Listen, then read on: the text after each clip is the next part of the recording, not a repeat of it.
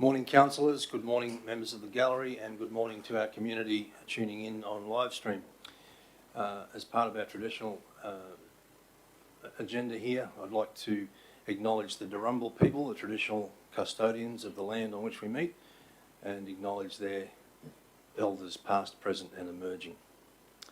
Councillors, we have with us this morning Tom Henderson Brooks, who is the acting bishop of the Anglican Diocese, to say a few words to us and deliver the prayer. So over to you, Tom. Thank you very much.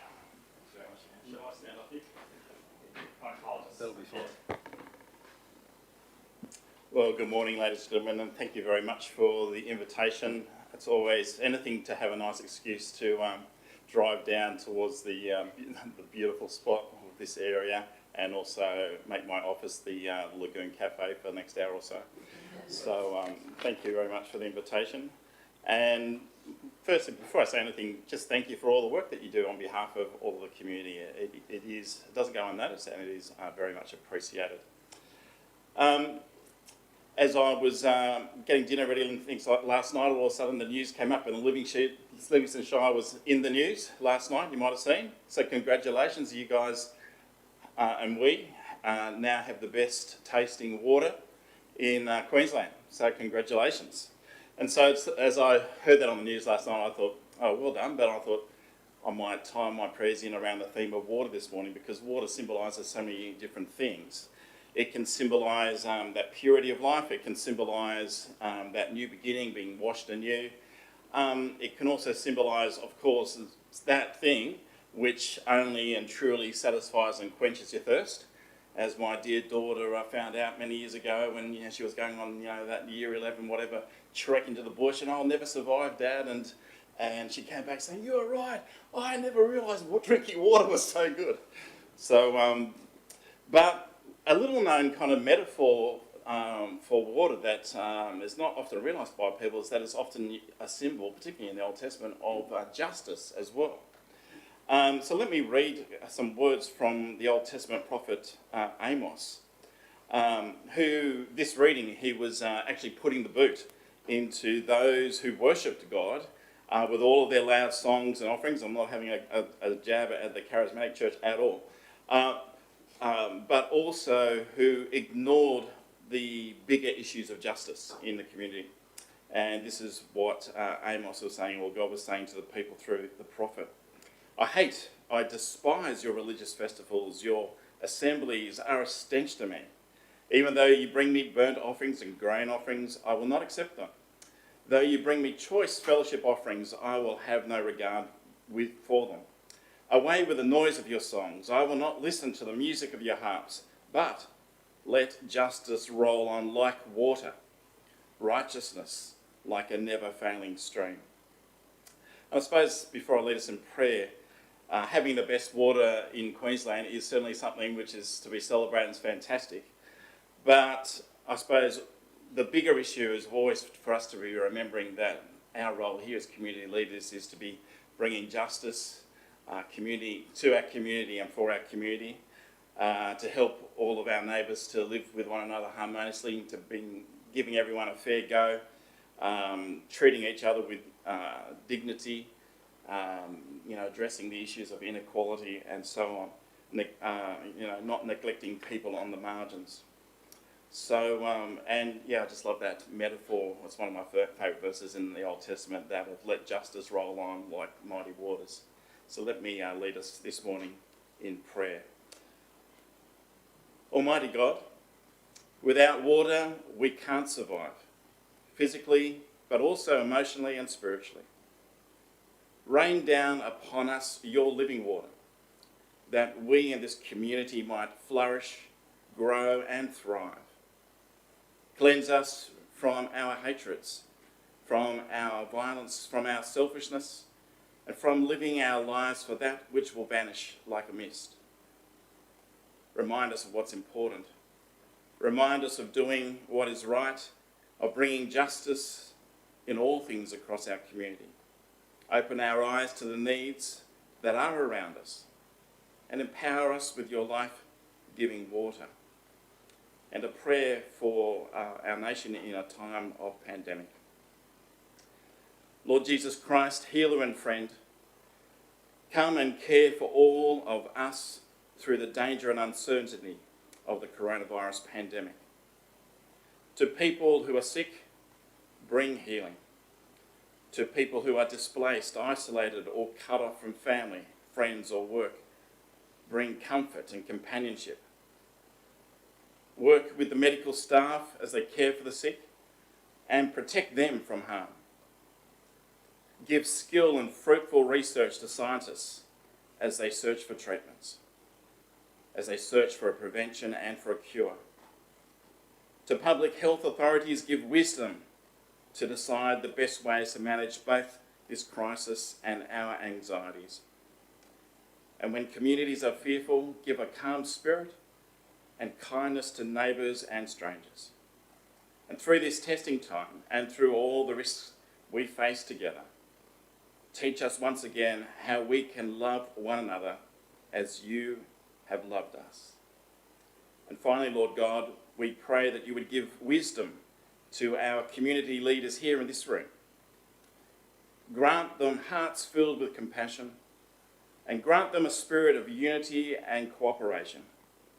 Help them to work together for the common good. And we pray these things in the name of Jesus Christ. And may your justice roll on forever like water, your righteousness like a never-failing stream. In your name we pray. Amen. Have a fantastic day, and thank you for the honour.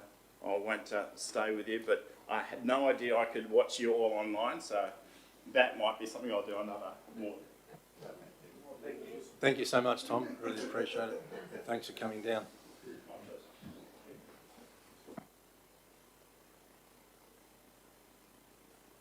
Justine, you see Tom out. Thank you very much. Have a great day.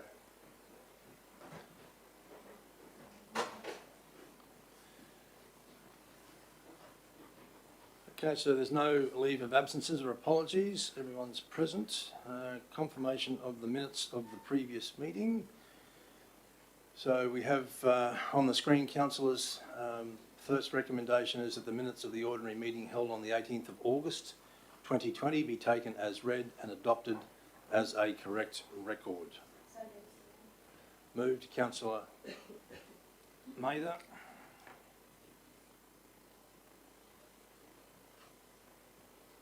Seconded, Councillor Friend. Mr Mayor, there is just one correction required in that set of minutes. Okay, what's that, Councillor? On that date, there was no welcome to country, but the minutes suggest there were. No.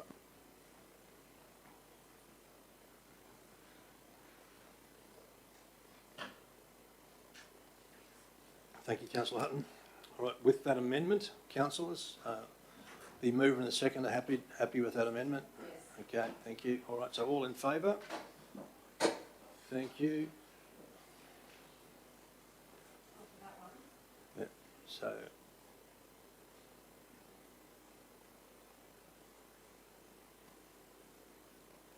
there's a slight amendment to that one, Justine, as well. I'll catch up with you after if you like. Yeah, thanks, Brett. Second recommendation, councillors, is that the minutes of the special meeting held on the 7th of September 2020 be taken as read and adopted as a correct record. Can I have a mover and a seconder, please? Councillor Bello, thank you. Seconder, Councillor Lynch, thank you. Okay. Any discussion around that, councillors? All right, all in favour? Thank you. Those against? Nil. Third recommendation is that the minutes of the special meeting held on the 8th of September 2020 be taken as read and adopted as a correct record. Moved, Councillor Mather, thank you. Seconded, Councillor Hutton. Oh, sorry, Mr Mayor, I was just raising, the minutes from that meeting do not include the declarations of interests, so they're not a complete record at the moment. Oh, okay, I'm with you. All right. They're not in there? Can I suggest we leave these ones over and we can confirm them at the next meeting? Yeah, I'm happy with that. All right, so we'll defer those. So we need a motion for that. So can I move a procedural motion that these minutes be laid on the table until the next meeting of council with the corrections, additions Okay. added? So the declarations of interest of the two councillors that stepped out. Councillor Mather. So they're not They're not on the currently in minutes. the minutes, Not on the and therefore the minutes are incomplete, and we can't approve them. So.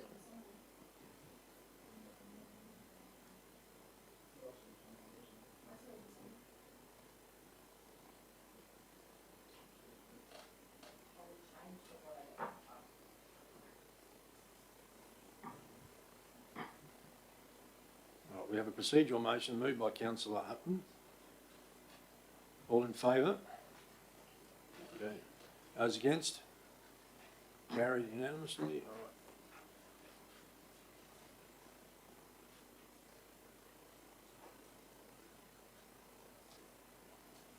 Item 5, declaration of interest on matters on the agenda. Any declarations of interest, Councillor, on anything on the agenda? Nothing? Okay, thank you. Item 6, public forums and deputations are nil for this meeting. And item 7, business arising or outstanding from previous meetings. I had a couple of things. Okay. First one is on page 10. Item number 4, it's the Catholic Church in Marlborough. Yes, Councillor? We're looking at proceeding. The building contains asbestos. In fair condition, contains no amenities. The advice provided is that the building should not be offered a lease, which we have plans to do in its current condition. Funding options will be explored in relation to restoring the building. Now, we don't even know what those costs are going to be. I think that's the first thing we need to do for me before we start looking at funding options.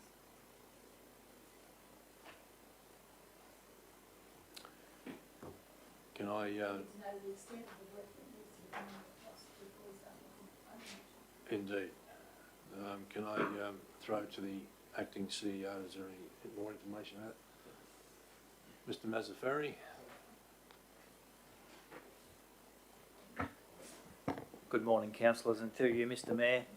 Work has just been started to do that, to see how much it's going to cost. So we'll do a business case working with our facilities team and bring it to a briefing session of what the price or cost is likely to be to refurbish that building.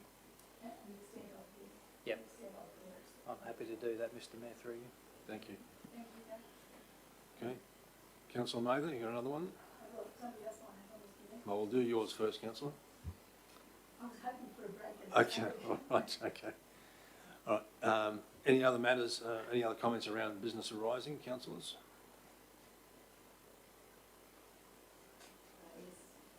Councillor Mayor. Friend? Thank you. 32, page 22. Just wanting an update in relation to the recycled water pricing methodology. It's currently being reviewed by council officers. Do we have any further update through you, Mr CEO?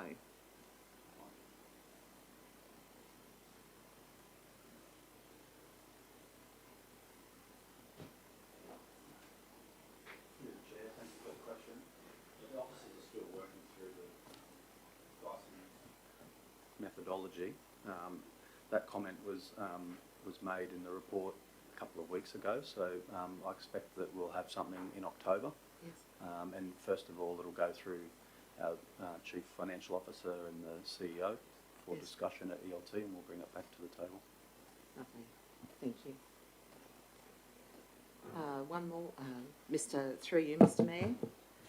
35, environmental levy. I'm just confirming that we will have further information in relation to this in the October ordinary meeting. Is that correct? Through the chair, that is correct. Thank you.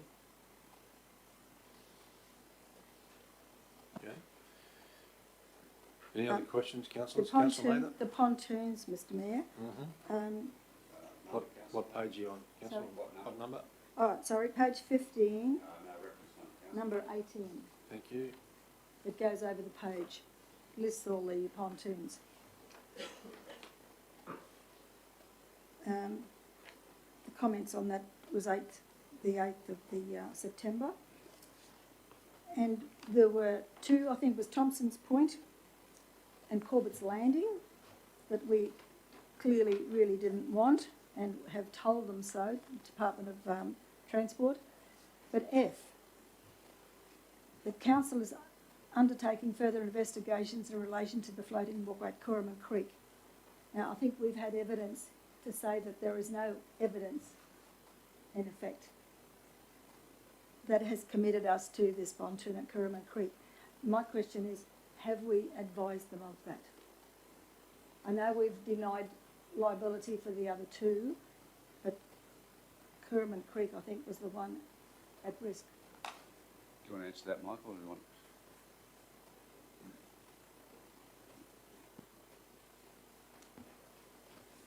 Through the Mayor, thank you for the question, Councillor. This was discussed at the Regional Road Transport Group meeting last week. The Main Roads are still undertaking some investigations into preferred sites. At the meeting, our Mayor indicated that we didn't Want have them. a preference at this stage, and we've already written to the department saying that we're happy to maintain boat ramps but not floating pontoons. And there's been some correspondence recently from the department, and we'll be responding to that over the next few weeks. It seems senseless that we would deny liability for those that we've never undertaken, and that we would accept it now. And if there's nothing to say that we had previously committed or somebody down the park had committed, that should still stand in that case. I think my understanding of the situation, Councillor, is that this is historical, and traditionally Transport and Main Roads have simply expected that Council would assume responsibility for these assets. And this Council has taken a different position on this. As the Executive Director said at the meeting, the Regional Roads Transport Group meeting last week, I made it very clear to those people that we would not be accepting responsibility based on Council's direction.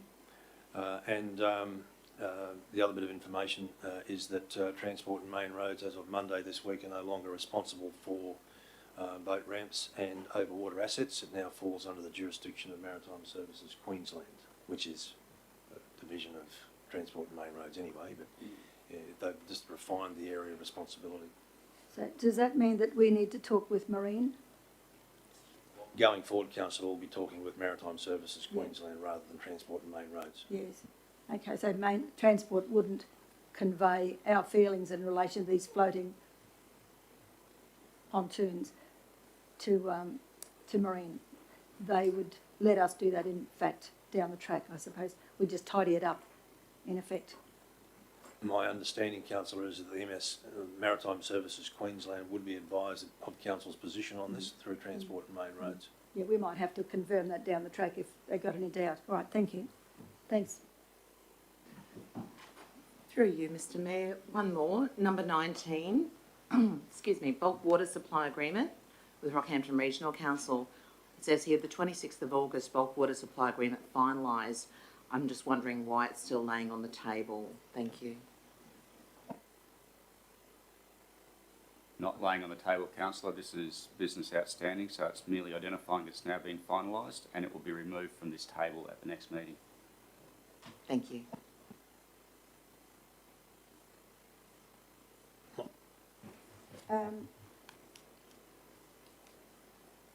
Number 23. It's in relation to the repairs to or alterations to the Kraken. We've actually gone out for public consultation, asking what people's thoughts are, how they should tackle it. Where did we get those estimates from? Did they come from us or did they come from somebody external? My understanding, Councillor, is that they were costs that were calculated internally by our staff, but the Executive Director may confirm that. Yes, that's correct, Mayor. They were, all of the options were formulated by our staff internally. We've presented those to Council at a briefing session, and now it's out to community comments. And my understanding is that we're getting quite good comments and feedback, so it'll be interesting to see what the results are at the end of the week. Okay, thanks, Michael. Thanks, Mr. As of yesterday, I believe, councillor, when I checked with Trish, we'd had over 200 responses, which is Is there any trend we see at this point in time? haven't analysed the data yet, councillor. Okay, be interesting, thank you. Through you, Mr Chair, Councillor Hutton had his... All good?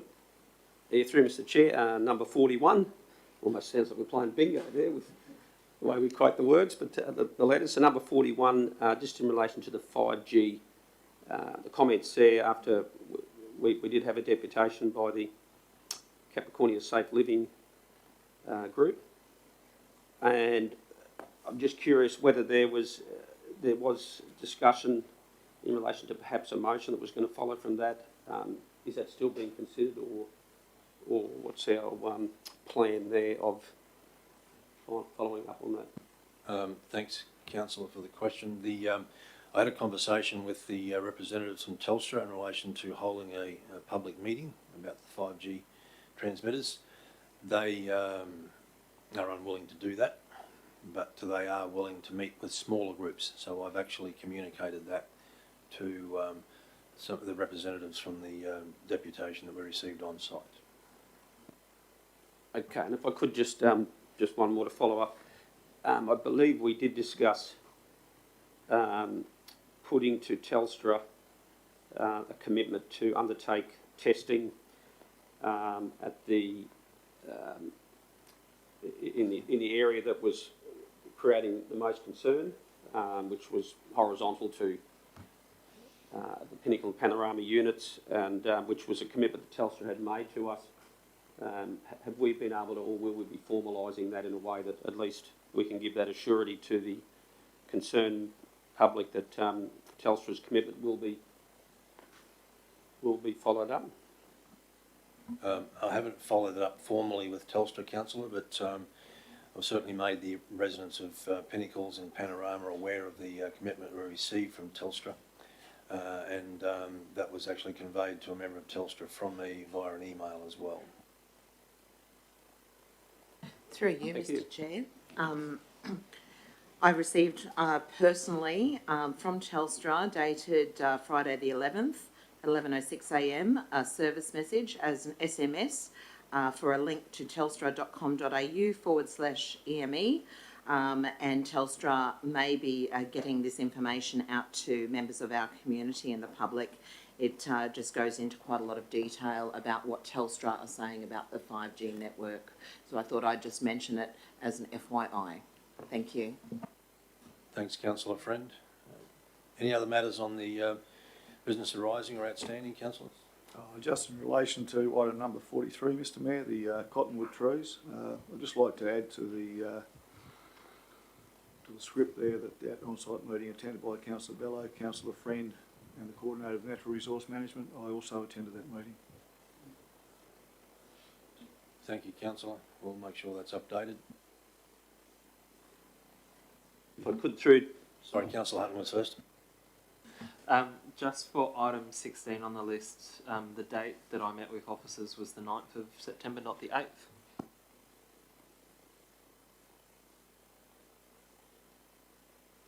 Thanks, councillor. We'll update that as well. Councillor Bello. was just to pick up on that point about the cottonwoods there.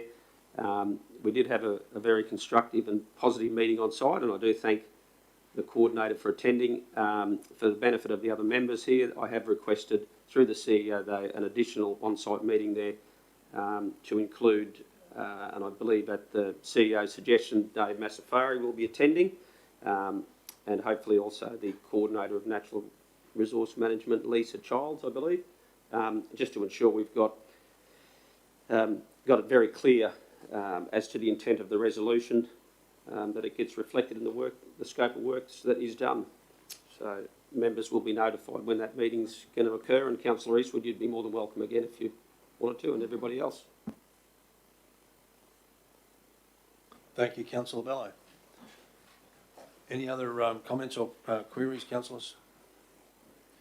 If not, we'll move to the recommendation, and that is that the business outstanding table for the ordinary council meeting be received. Moved, councillor Friend, seconded, councillor Eastwood.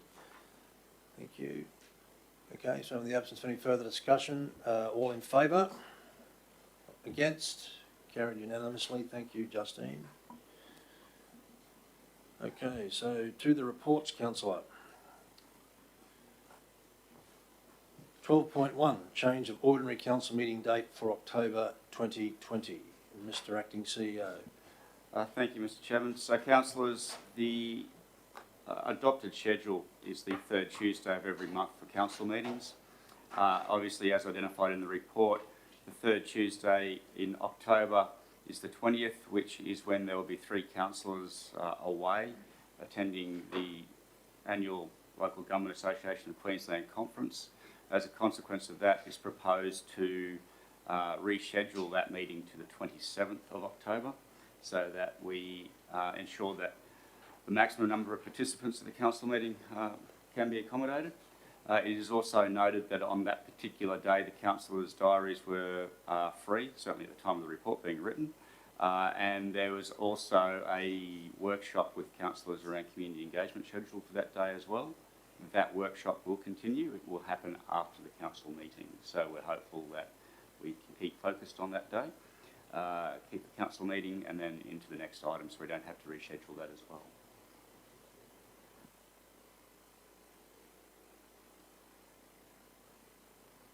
Any questions on the report, councillors? Fairly straightforward, I think. Okay, move Councillor Eastwood, seconded Councillor Bello. Thank you. All in favour? Those against? Carried unanimously. 12.2, the 2021-22 budget process and engagement strategy. Mr Acting CEO. Thank you.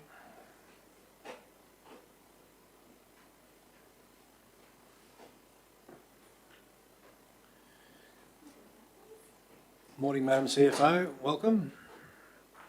We're on to 12.2, the budget process and engagement strategy. Okay, councillors, so this report is seeking council to endorse the 21-22 budget timetable and engagement strategies detailed within the report. Essentially, we're looking at expanding on the budget consultation process we undertook for the 2021 budget process in some unique ways for us this year, and to engage the community in significantly more detail in terms of consulting and involving them directly in some of those budget conversations. There's 2 phases for the budget process this year, and we are starting significantly earlier than what we have done in previous years. So the 2 phases are the pre-budget submissions, where we will be using a budget simulation tool using the adopted 2021 budget. It's an online tool that's only available. It's a tool that's only available online, and we'll also have a number of facilitated sessions with interested community voice panels, employee work groups, and public sessions. Community can also make submissions in a number of other ways. There'll be a form that is available in hard copy or online, and they'll be asked if they wish to speak with the councillors directly about their submission in person in December. They'll also, if anyone has a great idea and those sorts of things, they'll also be encouraged to use our engagement software as well for that. So we'll then take that information to review those submissions and use that after, if any are directly presented to council as part of the budget workshops over January to March. This will then accumulate into a draft budget that council will be proposed to endorse, which will go on public display for 4 weeks. So that will be very open and transparent with the community about what the potential rate increases are, the capital projects and other operational initiatives for the detail. We'll also use the budget simulation tool so the community can also play with the proposed budget in that 4-week period. Submissions received will be reviewed for about over a 4-week period, and once again the community will be provided an opportunity to talk to their submissions directly to the councillors in June. Depending on where the councillors are at in their deliberations, there will be a final budget workshop or workshops, depending on the council's appetite, in the couple of weeks between the 8th of June and accumulating into a special budget meeting proposed for the 29th of June 2021. Happy to take any questions from councillors. Do I assume, Mr Mayor, that we're going to be in budget mode from here to the next budget? Sounds like You probably need your microphone on, councillor. Yeah. I said, do I assume that we're going to be in budget mode from now until the next budget? essentially. Yes, Very early anyway, councillor. yeah. And what I think is really good about this proposed process is that it involves the community. The community is able to provide submissions into the budget process. They are able to play with the budgeting tool and see what various changes they wish to make to the budget, what impact that has, and without actually damaging the draft itself. So I think the draft will be obviously protected, but certainly from the comfort of their own office at home or at work, they can play with the different scenarios they want to introduce into the model. So congratulations on that, Madam CFO. Mr Mayor, I just need to be, I guess, say to members, tread carefully, because if we give any indication to the public that this is your budget, and it is, that they're having expectations that we can't deliver, and then they'll throw us away at the end of the line and say, well, that was a waste of time. Because we know what our programs are, what our priorities are. I mean, all the public consultations we've had along the way tells us what we need to do. We just got to be careful that this isn't just an exercise to satisfy the public. That's what I'm saying. I wouldn't imagine that would be the case, councillor. I mean, the budget will be drafted based on our input, and which obviously will be based on the consultation we have and discussion we have with our community. So I certainly would hope that will be the case anyway. As long as we don't give an unrealistic expectation. No, that's I understand where you're coming from, councillor. Yeah, because the last thing they need is a letdown, that's all, yeah. All right, we'll go to move in a second, then we can debate it. So, Councillor Bello. Councillor Hutton's moving. I was just going to suggest Councillor Bello as the portfolio holder for this. Would you like to move it? Councillor Hutton seconding. Okay, so moved Councillor Bello, seconded Councillor Hutton. All right.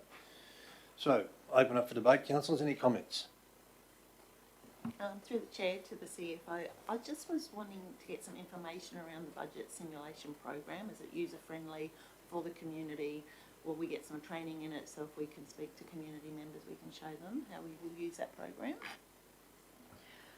It is a really user friendly, so essentially people will click a plus button or a minus button to move the budget details. So there's also some explanatory statements that are attached to each of the budget line items. There's also opportunities to link to other websites. So if we have information, for example, on waste services or economic development, we can include a hyperlink for that budget line item to the landing page on our website. So if we wanted to know more, it will take them directly back to that link. So it is a pretty simple tool, and yes, we'll love to share that with you. Just in terms of the time frame with it, so it's still under development at the moment. We're hoping to have it pulled together by the end of this week. We're using a number of staff within my team to pilot it next week to work out any issues. So it may not be ready for deployment on the 5th, but it will certainly be ready by the 12th of September to go live. Any other questions, councillors, or comments?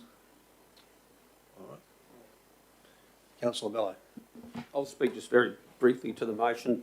It's not uncommon, I guess, for change of any nature to create some cause for, concern or a little bit of worry, but ultimately, that's the way we advance and hopefully improve, and that's what this is all about. So I value and acknowledge the work of the officers to put this before us for consideration, and I think it'll be up to us, very much up to us as well as councillors, to lead by example, and I hope that we can do that in a way that brings the community with us and ultimately allows for the voice of the community to be louder through this process. And I'll leave it at that, because I'm looking forward to Councillor Hutton perhaps elaborating further. Thank you.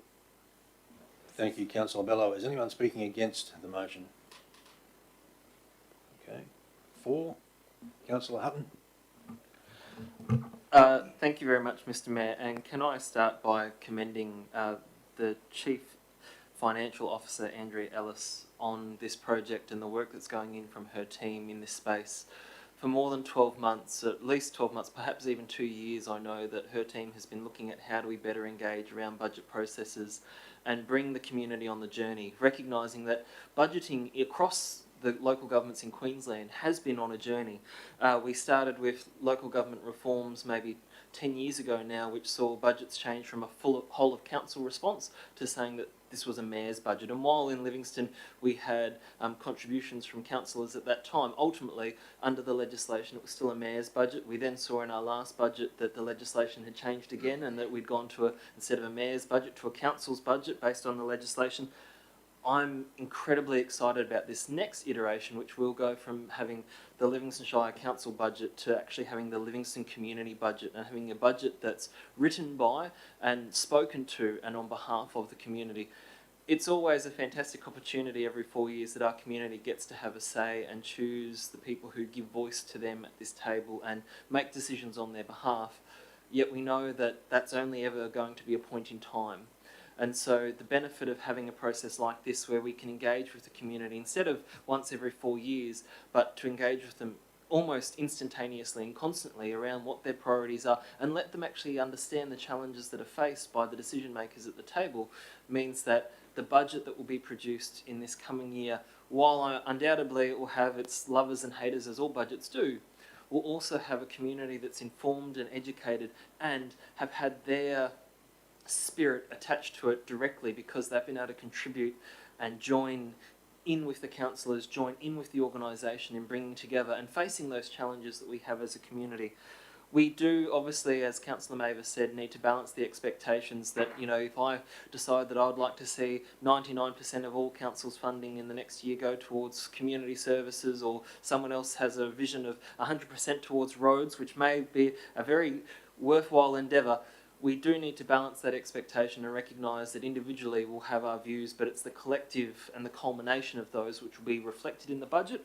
But this process that provides opportunities for online engagement, face-to-face engagement, as well as feedback from the collective prior to the receiving of the ultimate budget that will be adopted by this council on behalf of the community, means that this process is, like I said, I look forward to the day that when it's on the TV and they're talking about the Livingstone budget 2021, they're not talking about the Livingstone Council budget, they're actually talking about the Livingstone Community budget. It's an exciting endeavour, and I have no doubt that we'll get better at as we go along, and the first year is going to be obviously a bit of a suck it and see with some of the ways that we can do this. But the aspiration's there, and as long as we have positive aspiration and dream big, then we're going to have great outcomes for this community. And I once again commend it to the table, but also commend the work of the officers in bringing it to this table, and hopefully with the unanimous support of our council can take it forward. Thank you. Thank you, Councillor Hutton. I'm assuming, seeing there was no negative votes or anyone speaking against it first time around, that that's still the case. So would anyone else like to speak for the motion? Just briefly, Mr Mayor, look, it is a step in the right direction. I'm a little bit concerned about getting trained to actually help people through it. I'm not that computer savvy, but look, the more we can engage the community and be their voice, the better. And like, this is a great start, and I'm really looking forward to the deliberations that we have as a council as we come up with a budget that's the best for us at this period. Fantastic, and I endorse it wholeheartedly. Thank you, Councillor Eastwood. Any other comments, councillors? All right. So we'll conclude debate on this, councillors. We have a mover in Councillor Bello, a seconder in Councillor Hutton. All in favour? Those against? Carried unanimously. Thank you. 12.3, while you're in the chair, Madam CFO, is the debt recovery policy. Thank you, Mayor. Through the normal review of all of our policies and bringing forward to the table the debt recovery policy, this particular policy provides a procedural direction in regards to the follow-up and collection of overdue rates and charges, sundry debtor accounts and any other amounts owed to council. It also provides the recovery procedures in regards to the delivery of reminders and flexible payment arrangements for our debtors. The policy is largely consistent with what has been presented and currently council currently has. The main change has been around moving the SMS communications as the preferred method of communication for the first and prompt reminder delivery. This is based on feedback that we've received from our community. It also provides an opportunity to have a link to online services. So essentially people have smartphones, they can click on the link and go straight to online services, or while sitting at their kitchen table if they receive the message, and those sorts of things. the community, the feedback from the community has been fairly positive in regards to the discount due date reminder. So we're providing reminders before the discount date passes, and that has been well received by members of our community. Thank you, Madam CFO. Councillors, what I think is good about this particular policy is this SMS messaging. The last thing any of us want to do in this organisation is go down the enforcement path with people, and this is a way of reminding people who haven't yet paid their rates, perhaps have forgotten or whatever, or need to enter into an arrangement with us to do so. So a very positive change to the policy, Madam CFO. So councillors, we'll go to a mover and a seconder and then go to debate. I have a question, Mr. Mayor. Yeah, we can do that in debate, council, if that's all right. Okay. Oh, okay, all right, okay, sorry. Councillor, what's your question? Well, I'm just questioning the process in the policy, Mr. Mayor. Just need clarification. As you said, SMS is good. In 5.1.2, it says the first reminder, we're talking about anything above $10 and anything below $1,000 from what I can gather. The reminder will be one of the following: SMS, the preferred method of issuing the reminder, or email in the absence of a mobile phone details. But it doesn't say anything about what do you do if you don't have an SMS or an email. Then we would refer to the default with the postal address that we have on file. Yeah. But just it misses that. And anybody reading it will think, well, hang on, I don't have one, and they start to get that little bit of anxiety there. If we go down a little bit further, and it says, following the expiry of at least 7 days after the first SMS or email, again, and making allowance for postal, the first and final reminder, and it's a first and final reminder. But it says down further, accounts that have an amount outstanding less than 1,000 will be issued a reminder notice. This is a general reminder, but above that it says it's a first and final reminder. So they would get probably a conflicting advice there, unless I'm reading it incorrectly. Page 4.1.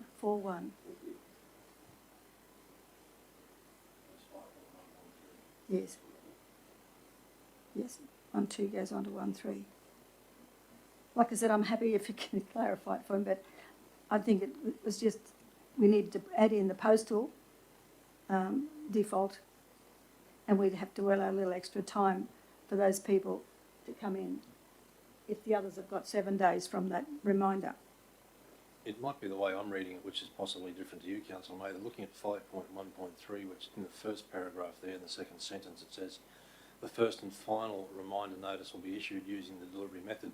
That doesn't mean, I didn't read that as necessarily at the same time. It will be the first and final. It could be that the first one will be issued by SMS, and then the second or the final reminder will also be issued by SMS. Am I interpreting that correctly? So from my understanding of the process, they'll get for accounts that have a balance prior to the due date, that they'll get a reminder before the due date. So they'll essentially get three reminders before we go to the final stage. So they'll get the pre-due date reminder.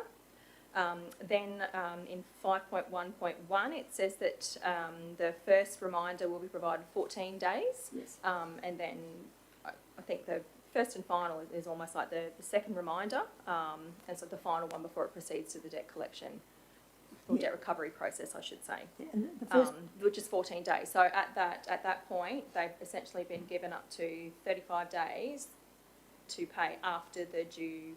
I know we're date, generous. I know that. I just wanted to see it reflected as far as my understanding went. If you go 5.1.3, the first dot point, accounts that have an amount outstanding less than 1,000 will be issued a reminder notice. This notice is a general reminder.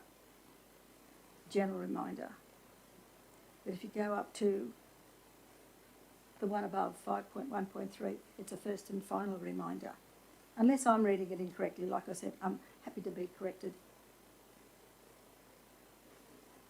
Chair, Councillor Mather, by saying it's a general reminder, what it's stressing is that it's not a legal reminder, nor is it one that is indicating action will be taken. It is just a reminder that you still have this outstanding. So that's why the term general has been used in that context. Yeah.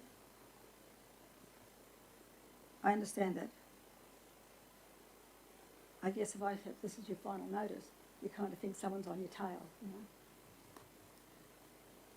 But up to that point, they would have been provided with a number of reminders and communications by beforehand, council yeah. to pay. Well, So it is unfortunate we have to get to that point with firmer wording in the correspondence that does go, but it also provides an opportunity for them to make contact with council and understand the options that they do have to make payment arrangements.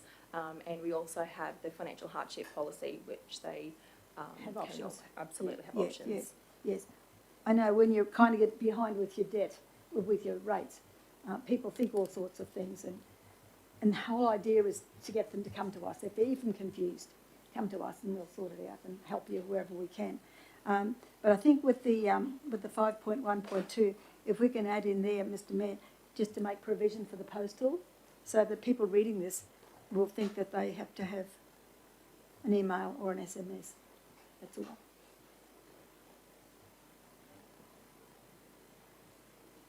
Happy for that inclusion, Madam CFO? I got kind of lost in the time frames, Mayor. I didn't get past the third page. So many time frames that they could come into. If their preferred contact method is by postal, then that would be the appropriate channel. But the majority of our ratepayers would have an SMS or an email address we're finding now. So on our rates database, they actually select their preferred option or preferred method of contact. Yep, and every time they engage with the customer service agent, they confirm those details, I understand. Yeah. But when we're looking at that, I think if it's no problem to add it in, or postal, which their preferred method, just to say that it's not just restricted to those, anybody reading it for the first time. I don't know what other members think.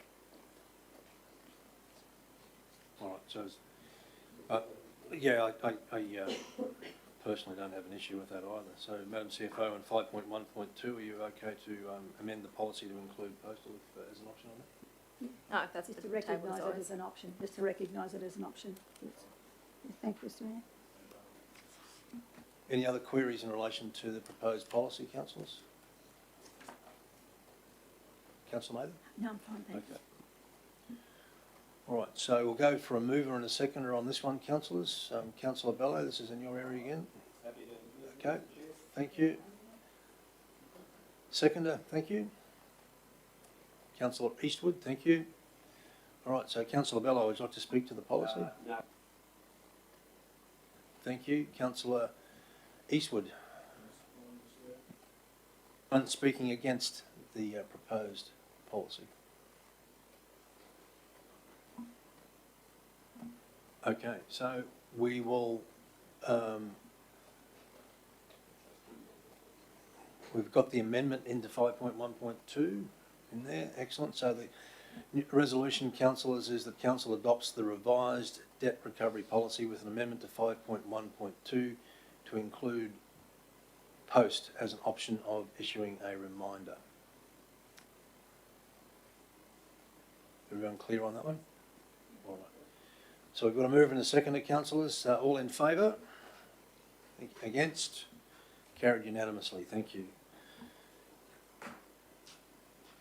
Okay, 12.4 monthly financial report, Madam CFO. Thank you, Matt. Councillors, I'm presenting the monthly financial report for the period ending 31st of August 2020, so 2 months into the financial year, and things are tracking reasonably well against the year-to-date budget. Operating revenue is slightly behind the year-to-date budget by about 3%, but this is more of a timing variance in relation to general rates and utility charges. Rates notices are due for payment tomorrow, and significant cash flows are expected to be received by council over the month of September as these payments are received. All other revenue items are in close proximity to their budget line items. Operating expenditure is reported slightly less than the year-to-date adopted budget. This is due to not all materials and services operational expenditure accruals being processed on a monthly basis at present. Employee wages and salaries have been accrued to the fortnight ending 30th of August and are included in the result. Capital works expenditure is $4.2 million behind year-to-date budget, but there is about $2.6 million worth of committals made at the end of August for these projects. Cash is tracking well against the year-to-date budget, and total borrowings continue to reduce over the year, with no new borrowings forecast for this year. All of the financial sustainability ratios, excluding the asset sustainability ratio, are meeting the target ranges. Happy to take any questions from the councillors if there's any detail they want me to talk a bit more about the monthly financial report. Thank you, Madam CFO. Any questions, councillors? Yes, please, Andrea, my favourite. Thank you. On page 52, we've got the asset sustainability ratio. We've got some new figures in there. I just need to understand them. If you can explain that to us, please. It's the bottom box for members, page 52, attachment 1. It's in the middle of the box. So new figures. Yep, So when I the say new figures are figures- updated every month, Yes. councillor. So they Yes. will change Can every you month. just explain it to us, please, Andrea? The adopted budget, 70%. Just explain what that means to us. So the asset sustainability ratio is calculated on the capital renewals divided by the depreciation expense. So each of those over the course of the 12 months, they will change depending where we're at in the cycle of the depreciation. So we allocate that in 1/12 portions each month until we do the final accounting adjustments over May, June. So the depreciation will change, and there's a whole raft of things that go into the calculation of depreciation. And then we have our capital renewal. So depending on where we're at in the renewal of our assets in our capital works program, that will also, so some months we might be more focused on construction of new assets. So you might see the asset sustainability ratio decline in that month. Then the next month you might see it explode, where we have large renewal works in our road network. That's where So it depends on, fluctuation. absolutely, it depends on where we are in the cycle of our capital works program. So that amount will change, the actual result will change every single month. Yes. So when I ask the question, what have we put aside for depreciation in a general figure? There is no real figure, it's just a moving target. We don't put aside depreciation. Depreciation's not a funding stream. Renewal or repair. So what we plan to renew or upgrade is included in our capital works program. And the 23%, that's where we are. That's where we are now in relation to the 70% goal. So the target is 70%, and we are currently at 23%. So that tells me that we must have a significant portion of our renewal works planned for later in the financial year. How far in advance, sorry to protract this, how far in advance do we predict depreciation? So it's included as a line item in our 10-year financial plan. So it's all there, we know what we've got in advance. Per And asset if class, anything more correct. comes on board, then that's added to it. Correct. The figure changes again. Yes, it's an interesting topic. No doubt one day I'll harness it, thank you. I do have a plan to meet with the CFO down the track on this one, yeah. She might be able to explain it even further. Thank you, Mr. Mayor.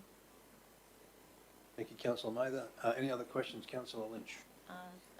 Through the chair to the CFO, I'm just interested to get just some understanding in regards to, it's on the monthly summary of assets and liabilities report, the borrowings. We've got short-term borrowings and long-term borrowings, and if I understand correctly, we make repayments every 3 months, is that correct? Correct. And I'm just trying to understand the difference between short-term and long-term, and if we have sort of a cash, accumulation of cash, are you able to whack a bit off the loan extra through the year? How does that all work?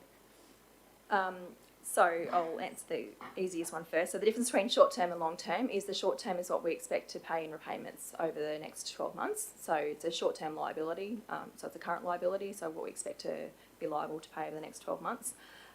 We make the repayments quarterly, but we charge interest monthly on that for that particular one. I believe that the Minister through the state have made some considerations for different ways councils can look to reduce their borrowings, and we're looking at those current options. We don't have any redraw facilities attached to any of ours, so whilst we could make a lump sum payment on it, we wouldn't be able to withdraw that money again at future opportunities, but we are looking at seeing what we can do about minimising that debt exposure we currently have. The measure of financial sustainability that will sort of get picked up in is the net financial liabilities ratio. So we don't have a fund set aside specifically for payment of this. We measure, we look at the net financial liabilities ratio to see whether or not we have too much liabilities compared to what we have in current assets to be able to pay for it, and councils manage that really well. Any other questions of the CFO, councillors? All right, so can I get a mover for the report, please, and a seconder? Councillor Mather, moving, thank you. Seconder? Councillor Lynch, thank you. Okay. Councillor Mather, would you like to speak to the report? Okay. Councillor Lynch? Okay. All right, councillors, we'll cease debate on this one. We'll go to the vote. So the resolution is that the Livingstone Shire Council monthly financial report for the period ending 31st of August 2020 be received. All in favour? Thank you. As against? Carried unanimously. Thank you, Madam CFO. Which brings us to 12.5, councillors, which is the amendment to the declaration of service areas Inverness, Meagleville Hill, Yeppoon, Roslyn, Kinka Beach, Tanby, Emu Park, Zilsey and Keppel Sands. Over to the Executive Director. Michael, all yours. Thank you, Mr. Mayor. So this report seeks council resolution to amend the declaration of the water supply services area and the sewerage services area. This is a administrative process that we must comply with under the legislation. The declaration and subsequent amendments made by council identify which areas are able to connect to the reticulated water supply and sewer networks and the level of service that council is able to provide to these areas. It provides council with the power to direct properties located within the service areas to connect to the reticulated water and sewerage services. The latest version of the Water Supply Safety and Reliability Act states that if council supplies a reticulated water service or sewage service, we must, by resolution, declare that area. And that's what this report does today. Thank you. Thank you, Mr. Executive Director. Councillors, any questions at this point? Yes, Mather? through you, Mr. Mayor. Michael, we understand that where we have a water supply now, that it needs to be identified through legislation as being actually in effect. Where we are looking at putting a water supply in the future, what happens there? I mean, there are, say, or even sewage for that matter. Just take, for instance, Kinka Beach. Along that little scenic highway strip between Coolwater and the Kinka Link, it doesn't have sewage. And yet there is sewage that goes across to the estate on the scenic highway, on the Kinka Link. What do we do when there's a gap in the system there, and we know there are existing houses there? There's always been steering around that area there. We've got a high water table. There's lots of reasons why they should have sewage there. I'm just wondering why that isn't included in something that we know that's got to happen. We may not have the money, and I think that's probably the reason why it hasn't happened. But they're the sort of things we need to look at. I don't understand if we classed it as a sewer area, no doubt they'd be expected to pay charges, but they don't have it. And I've seen that happen before, because in the future they will have charges, and there was a scheme that you actually pay in advance, and by the time it's connected or installed, then you're already down the road as far as your payments go. But I'm just wondering, what do we do in cases like that? Do you any idea how that can be handled? Councillor, your microphone. Sorry. Through the Mayor, thank you for the question, Councillor. So this is to designate our existing service areas. Your question around future service areas is something that we will look to with our future planning. So we have our planning scheme, which sets the land use, and then we have the local government infrastructure plan, which sets our trunk infrastructure and service standards for the next 15-year horizon. And if there's certain areas within the existing footprint that doesn't have the service, and council chooses to look to the future to deliver that service, then we would do the modelling and then provide business cases and infrastructure projects into the future. So I'm not across each of our network augmentation plans. I can take that on notice for that area, but that's the general approach to infrastructure delivery. This report is really is administrative to make sure that our current serviced areas are required under law. Basically ratify what's already there. Yes, yes. Well, they're the sort of things I think we need to look at, because while we've got everything around, we've got water there, we're talking Kinka again, while we've got water there, we don't have sewer. And because of the health issues involved and the high water table and the water that hangs around, septics mixed with high water tables don't go well together. So we need, for health reasons alone, and I know that because of the high water table, there's a lot of pooling of water, and there's a lot of mosquito problems there and diseases that accompany those. I've found that out just talking to people. All those conditions that come with mosquitoes. So I think probably sooner rather than later, if we can address it, how we do it as part of a plan. We need to have a plan, though. Having no plan is not good. Thank you, Councillor. We're probably moving a little bit away from the resolution or the recommendation here, but a worthy discussion. Any other questions or comments of the Executive Director, councillors, before we go into debate? All right. So can I get a mover and a seconder? Moved, Councillor Friend, thank you very much. A seconder? Councillor Mather, thank you. All right, so Councillor Friend, would you like to speak to the report? Certainly, thank you, through the Chair. This is just a matter of process. It's for the updating of the declaration of the water service area and sewage service area, as it was last updated in September 2014. We're now in 2020.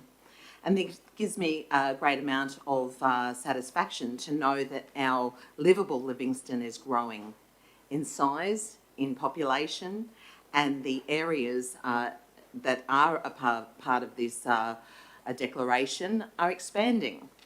And so I think as a matter of process and through legislation, it must be passed through a resolution, that it is just a process and it does need to be passed. Thank you. Thank you, Councillor Friend. Is anyone speaking against the recommendation? No, Mr Mayor, the councillor said it all. We're just complying with the Water Supply Act of 2008. Simple. All right. Anyone else speaking for it? No. All right, councillors, we've got the recommendation before you, and I'm not going to read it out because I'll be here for the next half an hour. So we have a mover and a Councillor Friend and a seconder and Councillor Mather. All in favour? Thank you. Against? Carried unanimously. Which takes us to 12.6, cloth nappies and reusable sanitary products. Who's delivering this report, Mr Acting CEO? Executive Director, thank you. Over to you, Michael. Thank you, Mr Mayor. So this report The background to this report is that council received a letter from a local resident in early 2020 advocating for incentives and more sustainable choices with respect to disposable nappies.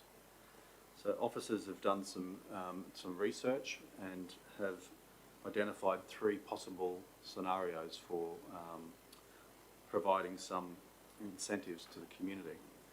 First one is to establish a nappy cashback scheme, effectively in the form of a competition or a lucky draw, and that would be to the value of $100 per month for residents who have changed from disposable to cloth nappies. The second option is to allocate a budget of $5,000 and distribute $100 for the purchase of reusable nappies and sanitary products. And the third option is to leave it as status quo, do nothing. So council's officer's recommendation is that we look to establish a reusable nappy and sanitary products cashback scheme, which is option 1, $100 per month in the form of a lucky draw. Thank you. Thank you, Mr. Executive Director. Any questions before we go into debate, councillors? Councillor Mather. Mr. Mayor, I have some difficulty with this one. I'd like to see a slight change in the wording. I'd be happy to support it. I'm just concerned the path we're going down, and I understand the reasons for doing this is to make provision at the landfill for real fill and not things that we can change. You know, when you go to the next page and you see all the things that identified that we can have rebates on or incentives, that's what it's all about, incentives for gifts or prizes for doing the right thing. It's sad when we have to come to that. But if that's what we have to do to save money at the fill, I understand that. But I'm finding it hard to rationalise the pub test, if you want to call it. That's a crude way of doing it. But while people are out there looking for things, fixing their gutters, getting drainage, fixing their roads, putting in culverts, and we're looking at rewarding people for changing their nappy habits, I kind of feel that's a bit hard for me to take. And I understand, like I said, I understand. I will support it, but I would like to see if any mover, I might move it, but the council trial a reusable nappy and sanitary products cashback scheme. Trial it for the first year. I've got a question in regard to the council. Microphone, councillor. A question, Mr. Mayor, in regard to Councillor Mather's comments in relation to the reasons. I don't believe that the reason is specifically for landfill, to reduce our landfill. I think the reason, and I would like an answer to this, is the reason more specifically to move into a more circular economy and protect our environment, and not just specified to landfill. Through the Mayor, that's correct, Councillor. The conclusion of the report spells it out. The reduction of single-use items will assist Livingstone Shire's growth towards a circular economy, and it will ensure a sustainable future for our community. So the quantum for this program initially is in the financial section of the report. It's $900 with the potential for $1,200 year on year. So I think it also works towards our waste strategy and our waste reduction strategy for the community, which we're currently working through and going to discuss with council over the next few months. So it's part of the jigsaw which will put us in good stead with the waste reduction into the future. Thank you, Mr. Executive Director. Any other comments, councillors, before we go into move in a second and debate? I do have a question, if I could, to the Director there. I'm just curious on your thoughts in supporting this initiative, but perhaps picking up a little bit on Councillor Mather, but probably then also steering back towards the positives of this. I understand that Council has a current rebate for water-saving devices, for example, shower heads, certain washing machines. So there's examples that there's already initiatives in place where there's incentives. And I wonder whether there's the scope, and perhaps after the end of the trial we might be able to be better informed, but whether it could be a broader policy almost that umbrellas a whole scope of incentives based on consumer products and user habits that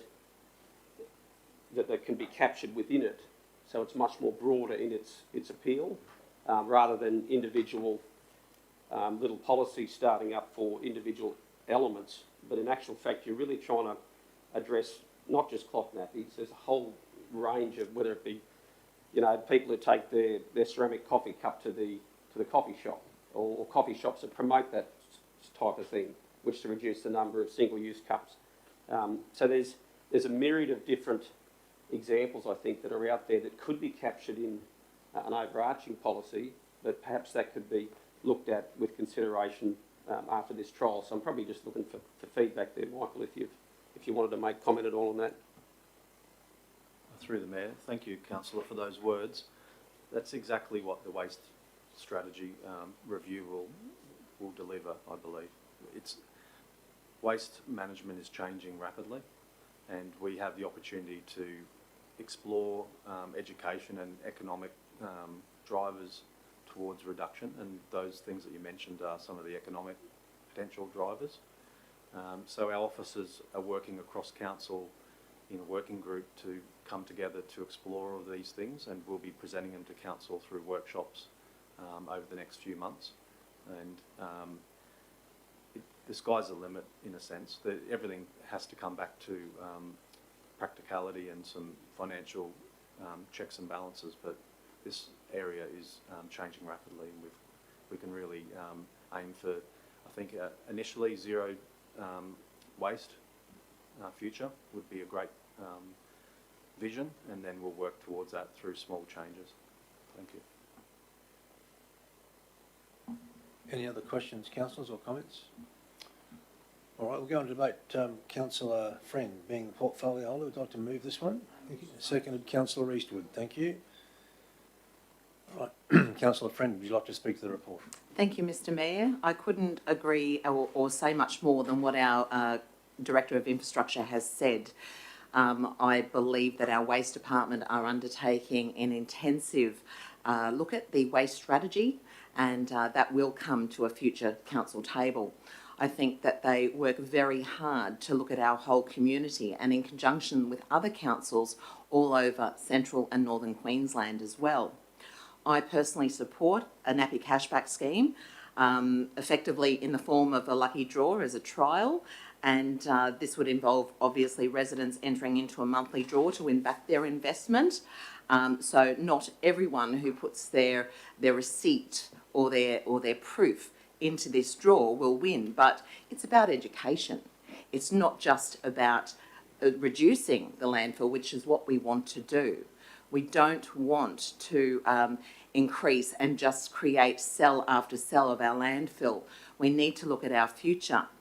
We're not telling new mothers that this is the only alternative. We're encouraging an option so that they may supplement even just a percentage of their disposable nappies with cloth, just a supplement.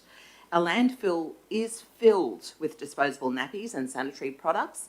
I've seen it firsthand, and these are created with plastic, and plastics do not break down. They actually break up and they become microplastics that eventually enter our drains and waterways. So we need to put this initiative into place at a very minimal cost for not only our landfill, but the education of our community. And I absolutely support this nappy cashback scheme on a trial to be reviewed at the end of that trial. And obviously, as this progresses, our Waste Department will eventually come up with their overall arching strategy of how Livingstone are going to move forward with our waste and recycling in the future. Thank you. Thank you, Councillor Friend. Is anyone speaking against the recommendation? Not against Mr. Mayor. Oh, hang on, Councillor. Sorry, you're speaking for it, Councillor Mather? I just want to clarify the first thing.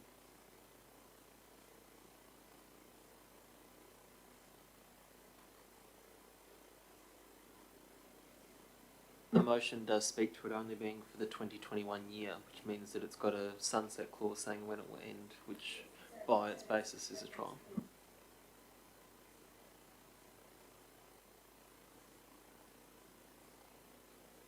Well, it does say that for the 2020, for the financial year 2020, 2021, councillor, so it's just for 1 year anyway.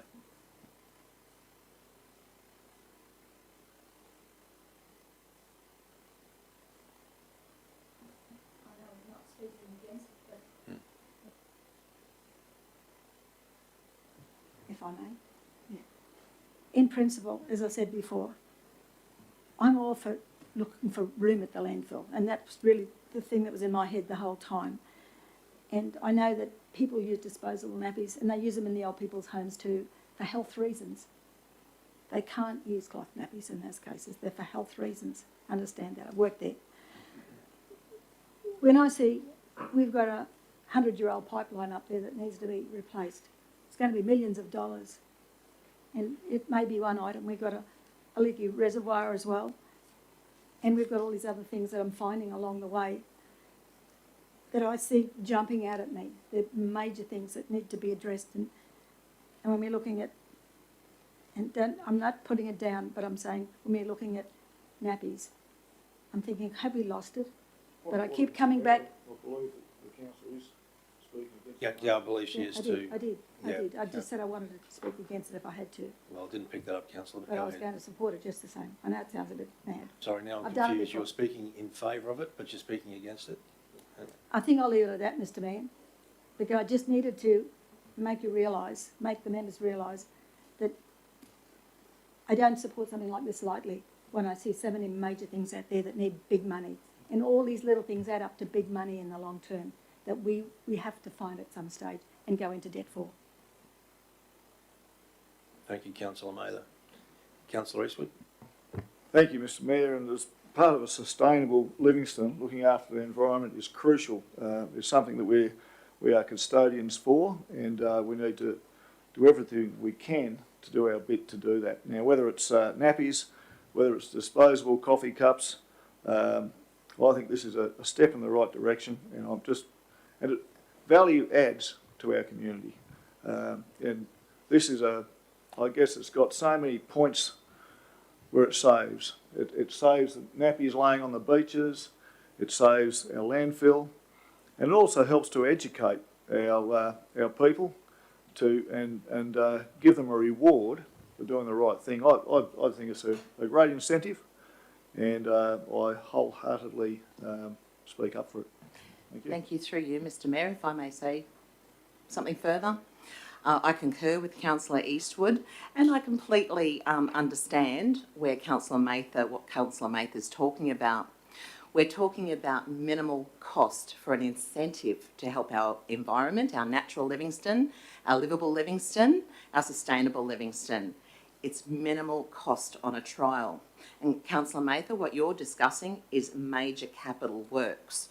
So while we can put this $1,200, I'm just throwing that figure out there, $1,200 aside for that major capital works, our landfill, our environment, there won't be education for the community, there won't be that awakening of the community, and that will all continue while we're saving these little bits and pieces for those capital works, which I'm sure as a council in the future budgets while we're here will come to the forefront.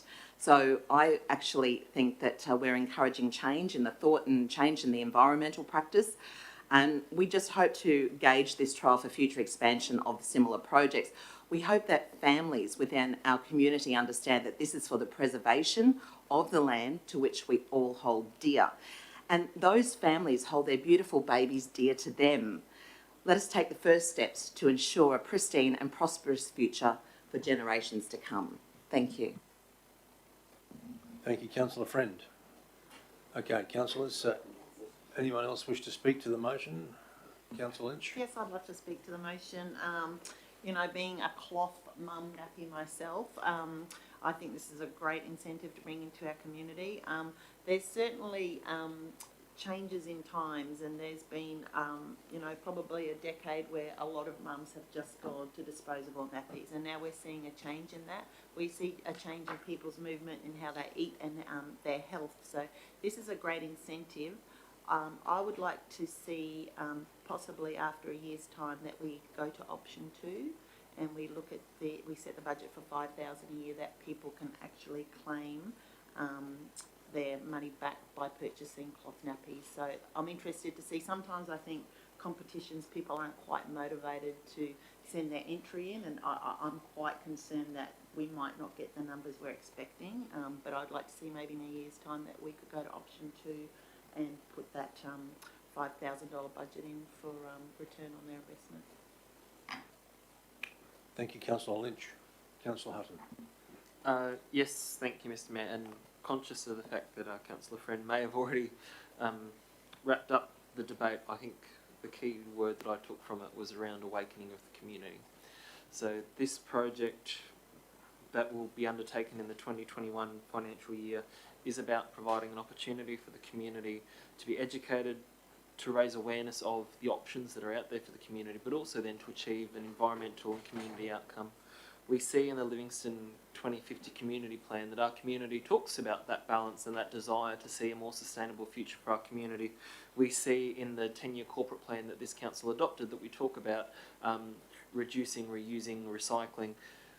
These documents are all expressions of our community's desire and of this council table's desire. For the cost of $900, which is what we're looking at here, from the operational budget, which doesn't add to the debt of this organisation or council. In fact, you know, the operational budget is already set and is provided for it. It's not something that we'll go to the bank and get a loan for. In fact, that would go against the debt policy of this council, which actually says that we can only go get loans for capital investments that bring a return to the community or that have a substantial community benefit. It's an operational cost of $900. The money's already there. This is one way that we can get bang for buck by not just putting some ads on TV or putting something on Facebook, by providing an incentive to the community to look at environmentally sensitive sanitary pads, sanitary cups, leak-proof underwear, wet bags for reusable sanitary items, cloth nappies, reusable swim nappies, reusable inner liners for nappies, reusable baby wipes, wet bags for reusable nappies, and reusable nursing breast pads. None of these things are going to ultimately, I believe, for any one individual cost them less than $100. So their contribution to our competition is really just an opportunity for them to say, hey, you know, I will have spent a couple of $100 investment on it. Here's a chance to show that I am participating, show that I am contributing, and then for council to get that feedback, just as Councillor Lynch said, so that we can make choices around what our future actions may be into the future, whether it is to take on board option 2, which I think is a very sensible approach, but we're going to get that feedback through undertaking this process. Set in the 2021 financial year, $900. For me, it's a bit of a no-brainer. Thank you, Councillor Eastwood. Councillor Bellow's fingers poised on the button. I'm sure you want to say something, Councillor? Well, I do, and it's a thought that's just come to me through the debate. And I think for me personally, in supporting this is not about trying to do anything other than encourage young mothers who I do have a daughter with 2 little ones, and knowing how demanding and challenging it is for young mums. In no way would I want to be shaming at all or pressuring young mums into thinking that if they're using disposables that in some way they are less environmentally conscientious or, you know, less committed, and maybe there's other ways that they can do it. So but it's just trying to provide a pathway to encourage people, and in no way it is about trying to shame people whatsoever. So I think it's important for me to say that because I don't walk in their shoes, and I know that our lifestyle is certainly perhaps a whole lot more hectic, even perhaps from when Councillor Lynch was washing those myriad of nappies way back then, which my wife also did for half of the pregnancies, but not the other 2. So I welcome any positives that come from this. Thank you. Thank you, Councillor Bellow. And I might have my 2 cents worth too, councillors. I will support this this recommendation as well. I do so on the basis of environmental grounds primarily, and I acknowledge Councillor Mather's concerns. I also acknowledge the points made by all of the other councillors in relation to the positives of this. I think what will be interesting for me, firstly, is the level of uptake of this over the next 12 months. But then secondly, and I'm not sure whether we'll be able to measure it or not, but I tend to think that if this is taken up by the community, it will save us more than $900. And so I think from that point of view, I'm more than happy to support this. So councillors, we have a mover and a seconder, mover and councillor Friend, seconder and councillor Eastwood. All in favour? Thank you. All those against? No one. Carried unanimously. Justine, thank you. 12.7, endorsement of the priority route maps, Central Queensland Principal Cycle Network Plan. Over to you, Mr. Executive Director. Through the Mayor, just a bit of by way of background. In 2015, Council and the Department of Transport and Main Roads partnered to update the Principal Cycle Network plans and priorities, and Council provided formal written endorsement of the route maps in 2016. So at that time, our highest priorities as Council were Hill Street, Pattinson Street at Emu Park, Matthew Flinders Drive, Cooey Bay, and Farnborough Road at Yeppoon. And since that time in 2015, those three projects have been completed. So the intent of the plan is to provide both ourselves and Main Roads a future works program, and since 2015 our highest priorities have been achieved, so that's excellent. In 2018 the department wrote to Council and asked for an updated list of priorities based on a review that's occurring at the moment, and our officers have gone through the network street by street and have provided here today an update for Council to endorse. Following the review, it will go back to the Department of Transport and Main Roads for adoption, and then that will set the course for funding our highest priorities into the future. So I'd like to just present this report to the Council for discussion. Thank you. Thank you, Mr. Executive Director. Councillors, any questions or comments on the report before we go to debate? Yeah. Councillor Eastwood is moving. Can I get a seconder, please, for this one? Councillor Mather, thank you. All right, so Councillor Eastwood, would you like to speak to the report?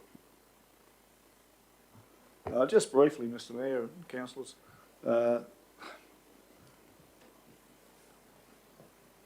having a healthy Livingstone is so very, very important. I'm really, really pleased that in this report that there were references to engagement with the bicycle users group and other cycling and active groups within the Shire. And, you know, we can't have enough cycleways, we can't have enough avenues of physical recreation and transport, may I add, within our Shire. And it makes our Shire a better place to live. It makes it a better place for people to visit, and so it's a great tourism incentive. And the more the merrier, and the quicker we can get on and moving with this, the better. And totally endorsed. Thank you, Mr. Mayor. Thank you, Councillor Eastwood. Anyone speaking against the recommendation? Okay. Councillor Mather, would you like to speak to it? A few words, please. I like what my colleague here said, my mover, Mr. Mayor. It's a healthy lifestyle. You can't have enough. It enhances transport, it enhances exercise. It's a better place to live. Couldn't agree more, Mr. Mayor. That's why I seconded it. Later in the meeting, I'm going to produce a submission from a pensioner who lives in the centre of town. She put in a request for pathways on the footpath so that disabled and those with wheelie walkers and canes could go a block up the road to do their shopping. 2 years later, Nothing's happened. While we've got a big long list of nice things to do to make our community safe and healthy and a place to live, place to visit, bring in the tourists, we've got everything we want here. It's important. We've got safety for our kids. But we've also got to have the facilities for the old people. Shouldn't say that, should I? Not only aged people, but people with disabilities who rely on wheels to get them from A to B. And that is the gap in the map. And I'll put that forward later, Mr. Mayor, at the end of the meeting, so that we take it on board, that while we're looking at the big picture, we're not focusing on the priorities that are right here looking at us and waiting for something to happen down the track before they die. Thank you. Thank you, Councillor Mather. Would anyone else like to speak to the report? Councillor Lynch. Thank you. Yes, I just would actually like to commend Livingstone Shire Council on their pathways for bicycle and walkways. I think they're absolutely brilliant. I live 4 k's out of town. I can jump on my bike, and most of the way I have pathways. So we've seen an increase in pathways. We've seen an increase in pedestrians and people on their bikes. It's very exciting. Councillor Mather, I hear your sentiments and recognise that, you know, those pathways in town are quite old, and we do have an ageing population, and we do have to look after them. So I'm sure that's something council will look at. But I'd really like to commend, and if people can get online and have a look at the agenda, you can see the maps where those pathways are, and there really is. It's quite extensive and it's fantastic. So thanks, Livingstone Shire Council. Thank you, Councillor Lynch. Would anyone else like to speak to the report? Okay, councillors, we have a mover in Councillor Eastwood in that it's his portfolio, and seconder Councillor Mather. So, Just a correction, Mr. Mayor. I thought pathways were my portfolio. Maybe we need to get that sorted out too. cycling. You're cycling on pathways. I think we need to get together. I think it's actually it's a beautiful meld here, Councillor. Yeah, beautiful meld. Yeah. All right. So all in favour of this report, councillors? Thank you. Against? Carried unanimously.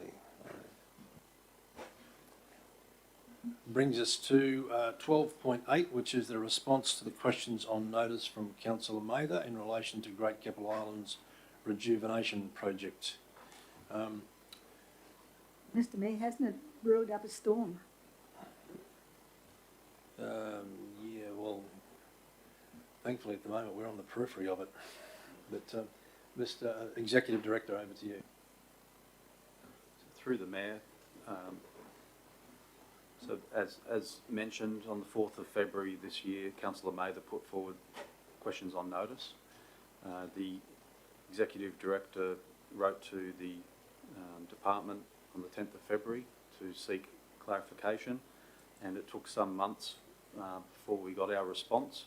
And the responses in the report, I won't labour on each one of those because, as we know, the project's moving in quite a different direction at this stage. But those responses are directly taken from the letter that we received from the state government. They didn't want to provide answers to some of our questions, and that's for them to have their reasons why. But for us as council, I think we just move on and support whatever the next phase of the project is. Thank you. Thank you, Mr. Executive Director, and I also echo those comments around the amount of time it took for the department to respond to this. Very interesting. So, councillors, any questions of the Executive Director in relation to this one? Yes, Mr. Mayor. Councillor Hutton? I just wanted to confirm, so the report lists that on the 26th of August we received a letter saying that the Queensland Government has withdrawn funding that was granted to Council under the MIP program. Can you speak to what the quantum of that funding that was withdrawn from Council was? Through the Mayor, thank you for the question.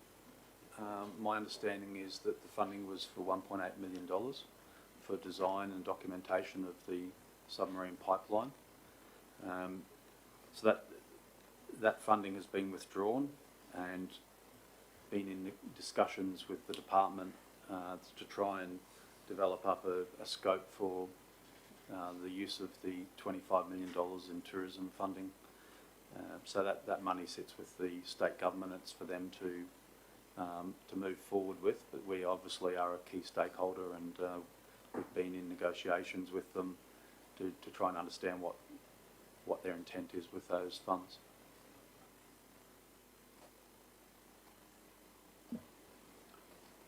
Thank you, Councillor Hutton. Thank you, Executive Director. Any other questions of the Executive Director before we go to debate, councillors?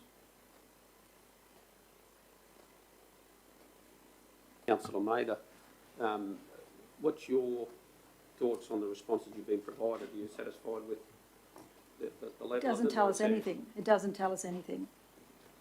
In fact, the first three questions were not answered at all. The fourth one, when they looked at delivery of options for power and water,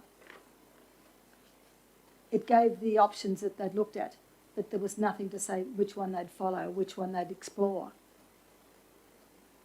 We weren't included in, and as they said, that we weren't going to be paying for it anyway, so they really didn't think they had to answer our question. But there was no communication between the state and the council. We recognise that we would have a part to play in on-land infrastructure if they were to proceed with that. But there was no attempt to communicate with the council to discuss anything. But they've rattled off all these options, but there's been nothing that has even come close to being a possibility.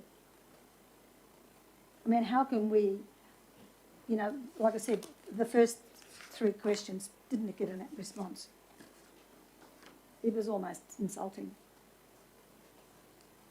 And all of these others were just possibilities. And if you look at the time frames in the response, they don't know what they're doing. They really don't. And if the proponent for the development can't get answers out of the state government, we can't get answers out of the state government. We are trying to assist in any way we can to create business, to create tourism, to get the island up and living again. But we can't do that if the state doesn't know what it's doing. And it leaves us in the dark as well. Had there been some communication, we might have a foot in to be able to go somewhere, but obviously we can't even do that. And to be thrown money and say, look, there you go, 25 million's a lot of money, And I could think of a lot of things we could do on the mainland with that. But the island's the one we're looking at. But to answer your question, no, I got no satisfaction out of that at all. And I don't know whether it's a bit late now down the track with the election looming. If the state government gets back in, I think the first thing we need to do is to go back to them and say, look, what the hell's going on? Because we really want to get this. We're giving a lot of people hope, and it's falling through over 11 years. And how can we make plans into the future when the state government doesn't know where it's going? That's what I'm saying. Thank you, Councillor Maida. Councillors, any other queries of the Executive Director? Okay, we'll go to the debate on this. Can I get a mover and a seconder for the report? Moved, Councillor Maida. Seconded, Councillor Bello. Thank you. All right. Councillor Maida, would you like to speak to the report? Well, Mr Mayor, I think I've pretty well said all I need to say at this point in time, but if members go and have a look at the timing of the submission, which was in February, when we did get a response, was 6 months down the track. And I know the government, state governments and councils too, for that matter, their wheels run slowly. But this is something that's been running, as I said, for 11 years, and we really need to get some life breathed into that island and into the mainland as a result of it. But I think after the election we'll just see where the dust settles and to see where we can go, because we certainly need to be negotiating with somebody to find out what their plans are, to see if we can come up with a common goal. Thank you, Councillor Maida. There's no doubt in my mind that Great Keppel will be an election issue for all of the candidates anyway. Anyone speaking against the report? All right, Councillor Bello, would you like to speak to it? No comments? All right, anyone else? All right, so we'll go to vote, councillors. We have a mover in Councillor Maida and a seconder in Councillor Bello. All in favour? Those against? Carried unanimously. Thank you. No problem. Thank you, Mr Acting CEO. We'll go to 12.9, councillors, and after 12.9 we will have morning tea. So, Mr Saxby, welcome to the chair. 12.9, which is the planning scheme amendments, over to you.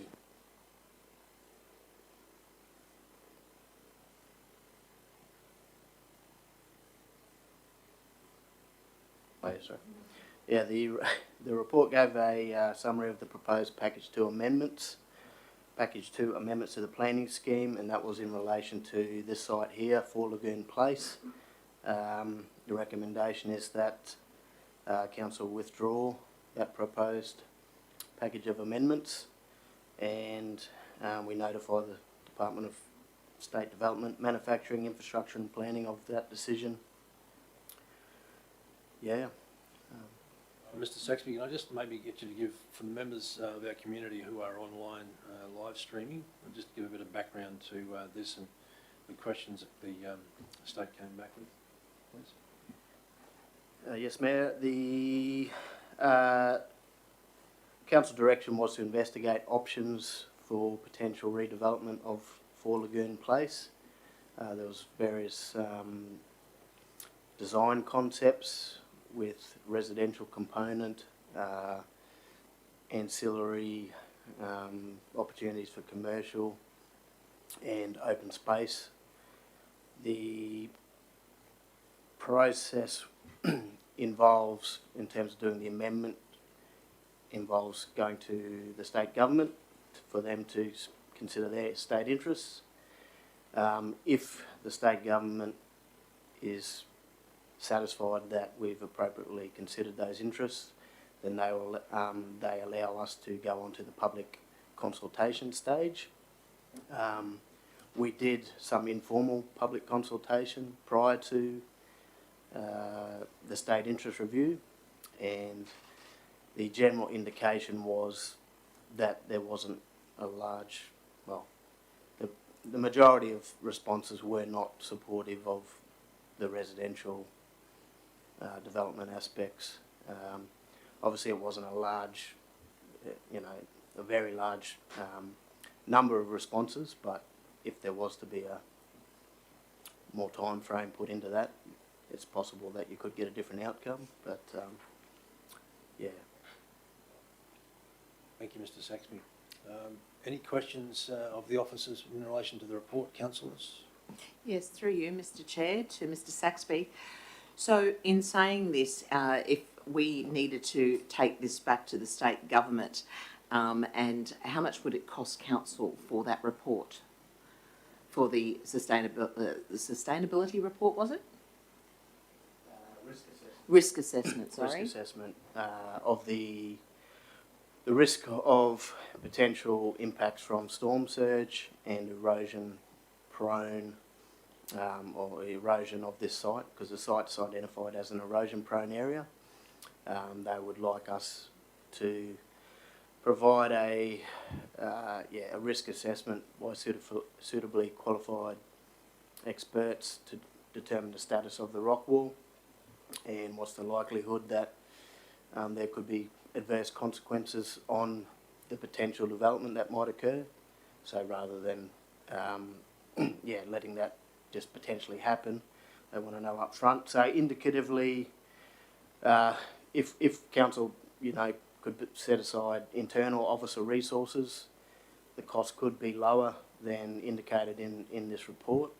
But obviously that's staff time, but if it was to be fully outsourced to the public consultants, it could be $25,000 or more.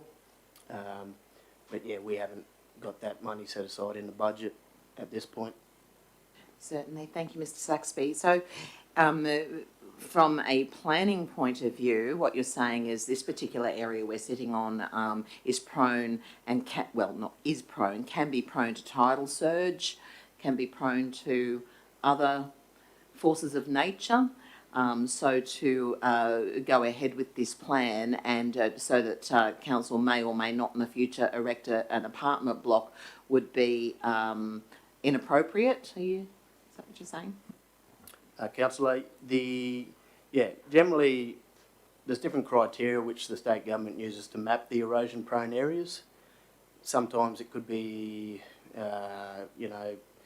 100 metres, just as a general example, from the foreshore. It could depend on if there's creeks and wetlands. If council's already done more detailed investigations on what's the likelihood of erosion, those erosion-prone areas, widths could be reduced, but that would still have to go through a process with the state. So in the meantime, just like any development, because these areas are mapped as potential erosion-prone areas, council needs to justify and demonstrate to the state that potential impacts are either unlikely to happen or, you know, but yeah, they want the documentation up front to justify us getting it to the next step, I guess. Yeah. So yeah, being in the mapped area doesn't automatically mean that it is a erosion-prone area. It's just that it's potentially subject to impacts from storm surge, and they'd like to know, or us to have the documentation to back up and demonstrate that it's a low risk. One last question through the chair to Mr. Saxby. So, therefore, what you're saying is the conclusion to this report is that you recommend that we not proceed because we cannot prove that it is a low risk, or is it just the monetary value of the report necessary? Thank you. Thanks, councillor. There's, in my opinion, potentially, if we go through the process, it could be demonstrated that it is a low risk, but obviously the money is not there at this point in time to provide that documentation. So the report identifies options, which could be to propose to progress to the next step without the documentation. Council then runs the likelihood that the state may not accept that we've demonstrated that it's an appropriate amendment, and they can say basically go no further. The option is to, you could consider to continue with the amendments without, acknowledge that the amendments still stay in the current phase of information request, but acknowledge that the money, it won't be progressing until we can get the money there to undertake that work. Or the recommended option is for now to just withdraw it at this point in time, and then if council did have the money or the appetite to then pursue it again at a later date, well, we just recommence the process again, and presumably we would have had that money set aside to do that body of work to justify it. Yeah. Any other questions for the officer, councillors?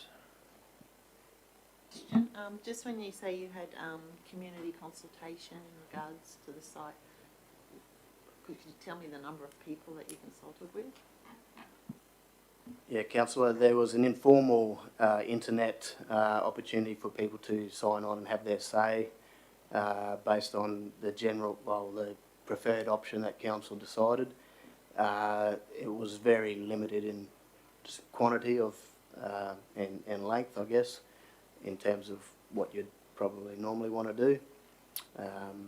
But yeah, between 10 to 20 submissions.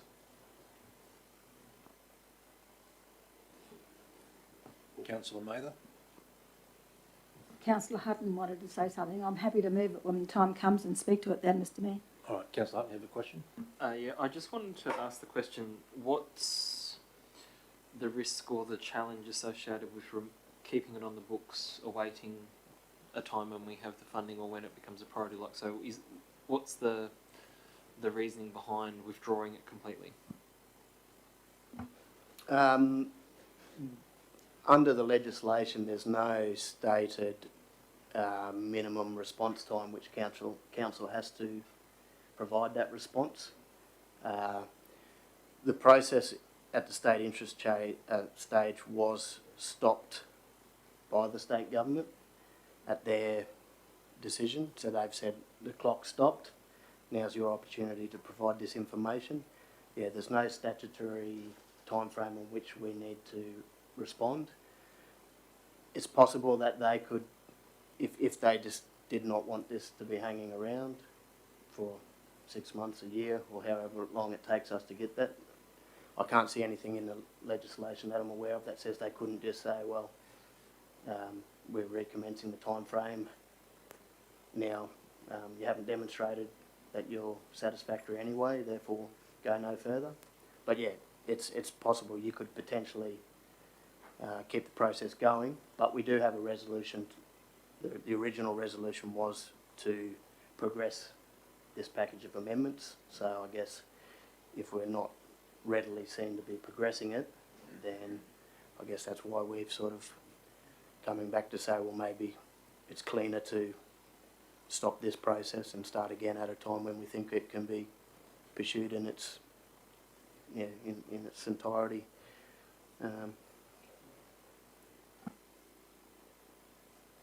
Councillor Hutton? Sorry, Mr. Mayor, just one further question. Is there any risk associated with withdrawing and potentially reapplying at a later date? So, risk associated with maybe changes to legislation or things that I don't know, I suppose is the question. Is there any risk associated with withdrawing now, knowing that we may wish to reapply at a later date? Councillor, it's hard to anticipate what any state government changes may or may not be. Whether there'd be any significant changes between the time it takes for us to get the funds to pursue that risk assessment, unlikely. But yeah, it's a bit hard to predict. Not touched on in the report, and I may be going off the question here, I guess if council did withdraw and at a later date want to potentially recommence the process, we'd still need to find the money to do this work to justify the process, going to the next stage, proper consultation anyway. An option would be that council could informally do more public consultation outside the process up front to gauge whether the community, does have an appetite for this type of development. And if the appetite was no, well then I guess council may not need to commit to the financing of that risk assessment report. It's just another option. Councillor Hutton?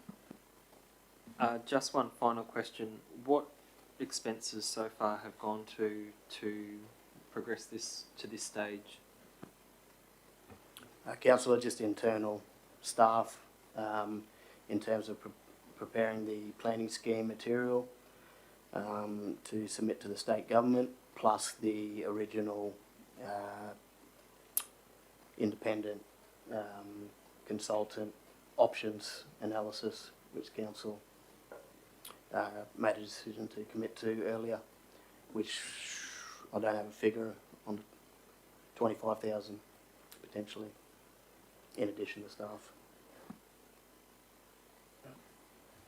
Councillor Bell, you got a question? Yeah, to Liam there, and look, you've partly answered it, Liam, but I'm probably just needing a little bit more explanation on like the ideal process. Are we following it, or are we have in some ways not by virtue of our limited community consultation that's been carried out, or is there still scope to do that if we were to continue to keep this thing there and at some point we, prior to spending the money on the environmental report, but we actually did a fair income, genuine, meaningful community consultation and there was 80% public said, no, we don't want it, we want green space there. Is at that point council would be better informed and perhaps terminate the process, or is your advice that we'd be better to do the consultation first and foremost before you then triggered going down this pathway any further? I'm curious to know, the moving parts and what are the key steps that should be undertaken prior to getting further in. Thanks, councillor. Yeah, the original prompting of this proposed amendment was from the council to investigate the options in the first place, and selection of that preferred design option. Council, within its right, could have taken those design options out up front and did a lengthier informal consultation process. There's nothing restricting council on doing that up front. The decision was made at the table to progress a planning scheme amendment, so then we go into the statutory process, I guess. So, which does involve a public consultation stage, minimum of 20 business days for people to view the amendments and make a submission, and then obviously we would report the findings back to council, and council could choose whether to progress the amendments, modify the amendments. If the modification was significant enough, we would have to go and consult again, and then potentially report back and let council make a decision whether they want to withdraw, progress as proposed, or progress as modified. So you can take it through the normal statutory process, but if there was to be something that maybe was contentious like this, you may want to do more upfront consultation prior to kicking off the planning scheme amendment process, save potentially spending time and resources on things that the community may not have an appetite for.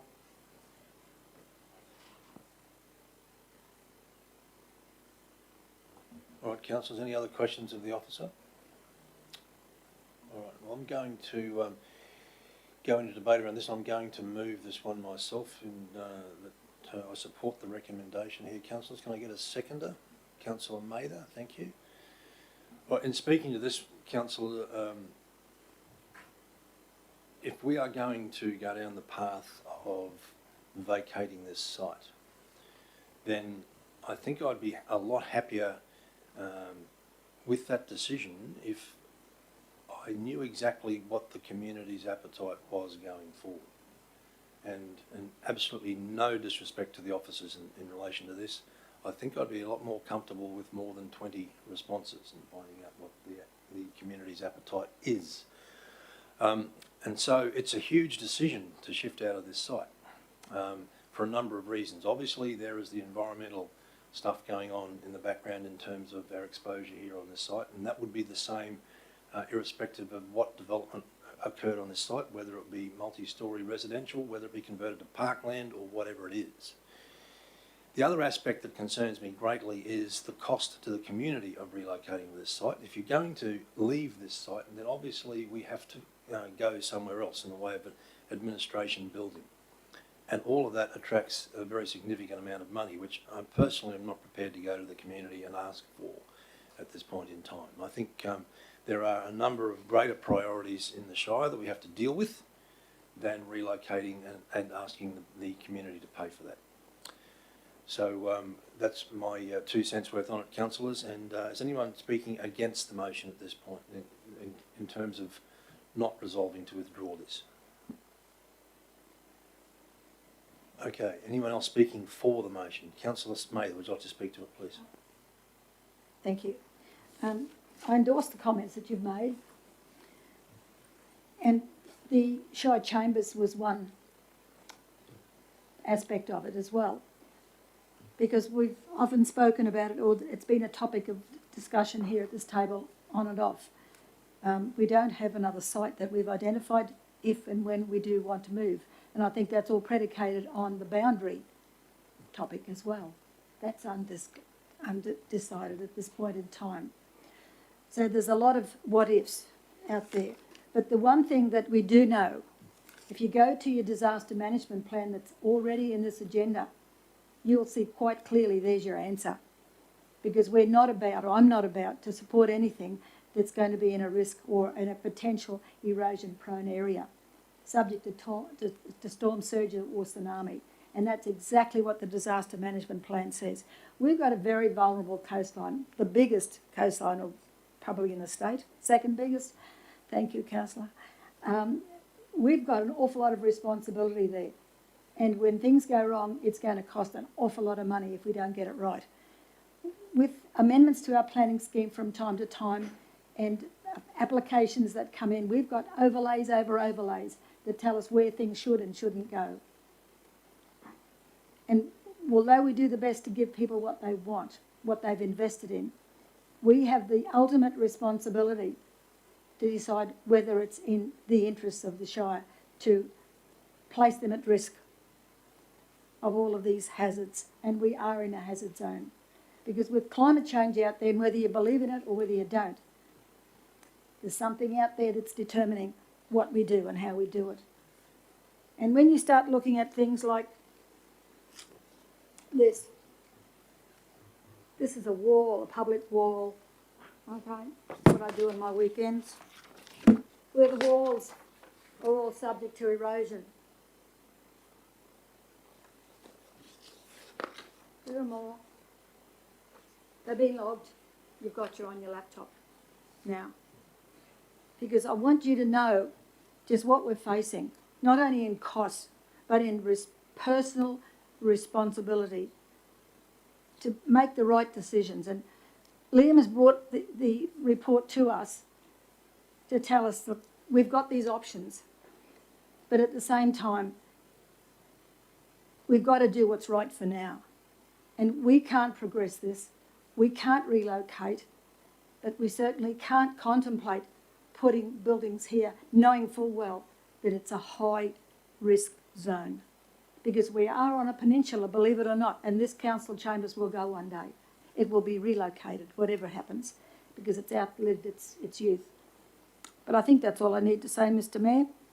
But, you know, there's a community expectation that we do the right thing in everything we do. We try to get it right. We don't always get it right, but we do the best we can. But in this particular one, you go to the disaster management plan and there's your answer. Thanks, Dave. Can I get you to turn your microphone? Sorry. Thank you. Any other comments, councillors? Councillor Hutton, thank you. Thank you, and I think that to play devil's advocate here, that a lot of the comments that we have associated with this almost becomes a little bit of the chicken and the egg, and which one comes first. My reticence around this is that just as Councillor Ava has provided an example here today of something else that she's concerned of, that I too have an example where Livingstone, for about 3 or 4 years, every year was asked to invest in investigating opportunities around an art gallery at Emu Park and the costings of developing something, so that one day when the art gallery would have to move, that there would be plans to how we accommodated that. And each and every year it was withdrawn from the budget, going, no, we don't need to do it now, they've got a site, they're fine, until the day when we got the email to say, hey, it's been sold and that they'll have 6 months and they'll be gone. And then council had to, instead of being on the front foot, came from behind to try and develop something, and it's something that I know has been quite challenging for both the past council and this table as to how do we accommodate and make room for that in such a short period. When we look at this, the opportunity that the officers provide for us is that they are saying that we've already invested in this investigation. So in the realms of perhaps $25,000, but it's an unguaranteed figure, but we've invested in investigating this. The officers are here because we're at a stage where we can choose, as is the recommendation, to do no further, or to invest another chunk of money to see what the opportunity is there. And as the good councillor reminded us, we have the disaster management plans that demonstrate that large portions of our coastal aspects of our Shire in a 100-year flood will be under, or will be subject to storm surge, will be subject to tsunami. And it is all about capacity and then the resilience that you build into your buildings, and ultimately that's where the coastal hazard adaptation strategy fits in. Now, I'm not an expert and I don't know if this site's the perfect site to be having a hotel or a restaurant or any other infrastructure, nor am I an expert enough to say that none of those things can be built in such a way that they can be sustained on this site. And that's what that further step that the government's asking us to is to demonstrate that yes, this site either is going to sustain something more, or it's not going to sustain it. Resolve it one way or the other. The choice we have here before us today is we can choose to withdraw it, recognising that it doesn't change the unknowns, and leaves us still with a great unknown as to what our future is, which we can deal with separately through capital programs and capital budgets over a 10-year forecast. It doesn't resolve any land issues as to what this site can sustain or cannot sustain. It leaves every question for a future council or for a future day to be dealt with. If the intention of this council is to remain on this site for the entirety of this term, then I believe that's an acceptable outcome to go, hey, we know that it is an unknown, but it's something that a future council can invest time or money in taking forward. If there's any fear or belief that, we may be looking at relocating, even not necessarily in the 4-year period, but in the 4-year period after that, in which case, at some point you do need to work out what can this site sustain, so that you can work out, are you going to get a return on this land that will help you invest in the next building that comes along for council to be elsewhere. These are all interconnected and all part of that chicken and egg scenario, and I'm not sure what the answer is, councillors, but I think it's worthy of us having, deep and meaningful thoughts around at what point do we decide that we can wait, or at what point do we decide that we need to take at least, if only, a small step forward. And it may be that it's not today, it may be next year or the year after, but it's something for us to contemplate. Thank you, Councillor Hutton. All right, councillors, in the absence of any further debate, we have a mover and a seconder. Mr. Chairman, would like to speak in support of the motion. Closed debate, councillor, sorry. Okay. So we've got a mover and a seconder. That council resolved to withdraw the proposed package 2 planning scheme amendments and notify the Department of State Development, Manufacturing, Infrastructure and Planning of this decision. So all in favour, councillors? Those against? Okay. You wish your votes to be recorded, councillors? Okay. All right. Okay. 5-2. Justine? No, councillor. Oh, he doesn't want a vote recorded. No. Neither does Councillor Mather. Bella, I beg your pardon. No. Yeah. Just 5-2. Motion carried. All right, councillors, thank you for that. Can we move, can I get a resolution to move to a break for morning tea? Thank you. Councillor Mather, Councillor Eastwood. Procedural motion, sorry, yep, okay.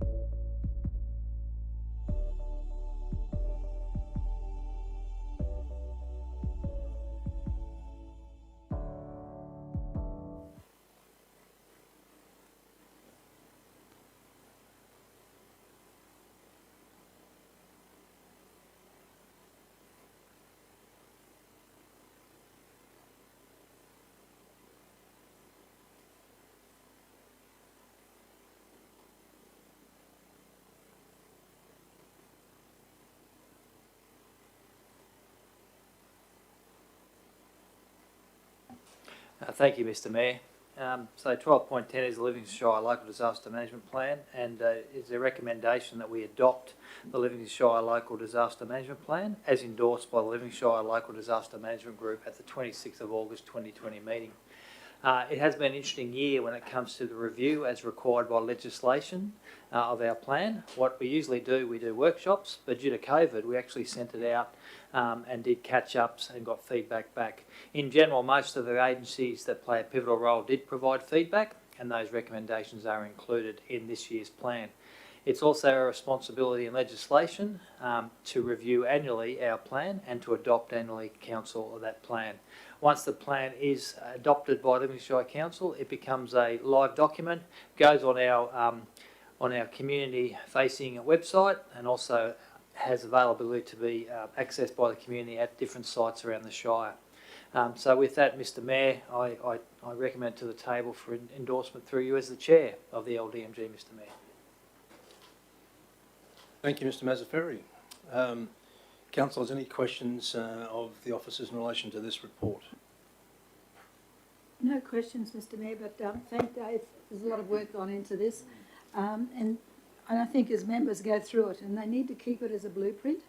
If they're ever in doubt as to what they approve or what they would like to see in the future, they need to refer to this to see if it's compatible, because I think it will tell us, and it'll save us a whole lot of heartache down the track if we take them on board and recognise our risks and our assets for that matter. Thank you, Councillor Mather. Any other questions? Comments? All right. Councillors, I'd like to move this one. And can I get a seconder, please? Councillor Eastwood, thank you. All right. So just in speaking to the recommendation, councillors, obviously Mr Mazzaferri has encapsulated very succinctly the process behind this, but it has been through a good deal of scrutiny by various entities. I commend the plan to the table because it actually sets out a lot of the process around which council's disaster management activities will move going forward. You've all read the document, and I'm just happy to move this one because it's the culmination of a lot of work by the officers, and I thank Mr Mazzaferri and his team for that enormously, because the amount of work cannot be underestimated. Councillors, anyone's voting against or speaking against the recommendation? Councillor Eastwood, would you like to speak to it? Just briefly, Mr Mayor, just this is a huge document, and there's been, as the Mayor has said, there's been a lot of work going to it, and you know, I'm just really pleased that we do have a Livingstone Shire Council local disaster management group, and it has representatives from many different authorities and entities. And this report has been done with a lot of community engagement and consultation, and for that reason we know it's a great document, a good document, and I'm just happy to endorse it. It's an important document, particularly where we live. Thank you, Councillor Eastwood. Can I get you to turn your microphone off? Thanks. Anyone else speaking to the report?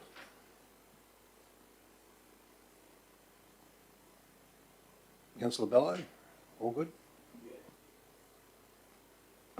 The only thing I'd just probably even want to throw to Dave as part of my wrap-up would be, Dave, if you were going to sum up the highlights of this as briefly as you could, what would that be? Yeah, certainly, and thanks for the question. Probably the highlight would be the consultative approach to how we deliver the local disaster management plan.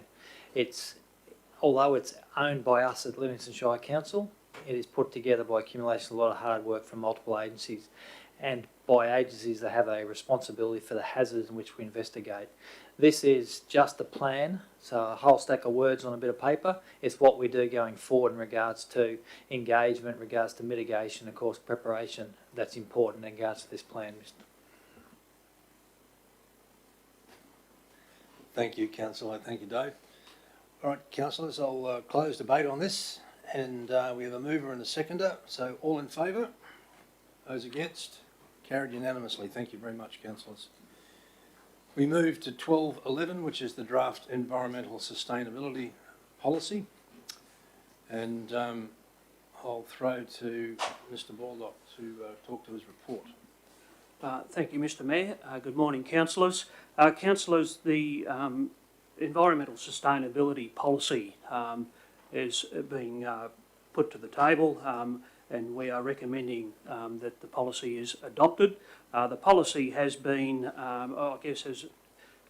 was originally developed around about 10 years ago, and we've now taken the opportunity to review and also revise the policy.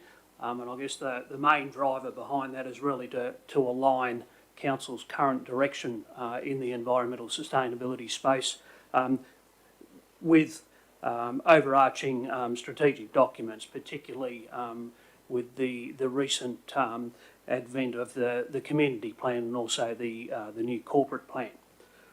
So the policy will really provide, will reflect Council's commitment to environmental sustainability through improving its performance.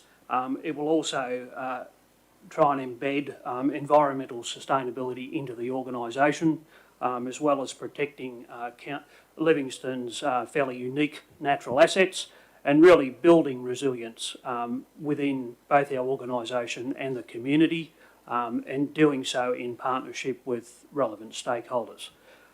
So the policy is framed around 13 key principles, and we've spoken about those previously, and I guess just to highlight a couple there that are probably new to the policy. Reflecting that the Great Barrier Reef is one of our key natural resources and assets. We've also reflected, the need to work with our traditional owners, the Darumbal and Wapabara people. And we've also got, topics that we're starting to see a little bit of movement on, like climate change, and also the need for, education and behavioural change in our community. And really this policy will provide an overarching statement for a suite of different projects, plans, strategies, programs and education initiatives. And councillors, I guess we have undertaken fairly extensive internal and external engagement to develop this policy. So councillors, the recommendation is that the environmental sustainability policy is adopted. Right. Thank you, Mr. Baldock. Any questions, Councillor Eastwood? I've got a question. I don't know whether it's probably not to Mr. Baldock, but maybe the CEO might be able to help. But often when we have a new policy that's had amendments, we might have the old policy there with the read out, so we know what the amendments are.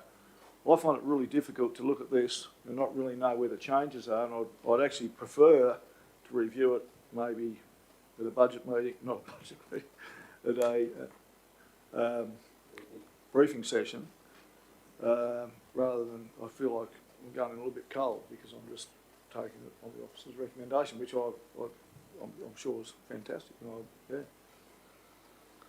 It's really just a question is what could we get it up, or if it's there now we could look at it, or is it? Yeah, I just think it'd be educational for us. Right. So the question is in relation to track changes and what the changes are from the previous policy to the newly revised one. Okay. The current policy is on our website, and I guess the changes have really been just to modernise the policy, which I guess reflects current best practice. And I guess the major changes to it is that we now have the 13 principles, which I think are fairly explicitly defined, and we've also got some reference there to how the policy will provide that framework for and we've given examples of particular projects and programs and initiatives. So that's probably the main changes, and we've also, I guess, just strengthened the outcomes that we're seeking through the policy. So really just to highlight the fact that it's not only about protecting our natural assets out there, but it's also embedding a culture within the organisation and also the community, and building further resilience in environmental sustainability. Thank you, Matt. Through Mr. Sorry, if I could. Yes. Councillor, if I could also add to that, just refresh councillors' minds that they were walked through this policy back on the 1st of September. That included the officers walking through each of the proposed changes to that policy. All right, any other questions of the officer? Councillor Friend? Yes, certainly. Through you, Mr. Chair. Thank you, Mr. Acting CEO. I was going to say something very similar. Matt, once this is adopted, when will it be on display on our website for public view? Yeah, I think the process is fairly quick, councillor. Once it is adopted, it will go pretty well straight onto the website so people can view it. But as we've said, we've engaged with a lot of our key stakeholders out there, so they're certainly aware of what we're trying to achieve with this. Any other questions, Councillor? Councillor Mather? Matt, in the rural sector, what are you looking for there? When you talk biodiversity as part and parcel of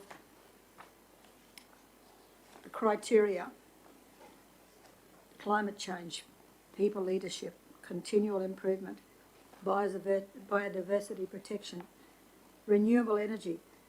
When you're looking at the rural sector, what do you see that's needed there?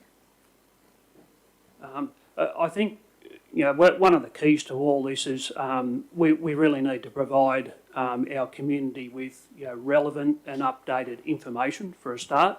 I think there needs to be some fairly serious education programs and you know, I guess going hand in hand with that is probably also some behavioural change as well. But I think the main thing is to make sure that we are engaging more with our stakeholders, whether it's in the urban areas or the rural areas, and recognising too that I guess there's some fairly unique characteristics, particularly to the rural environment in Livingstone.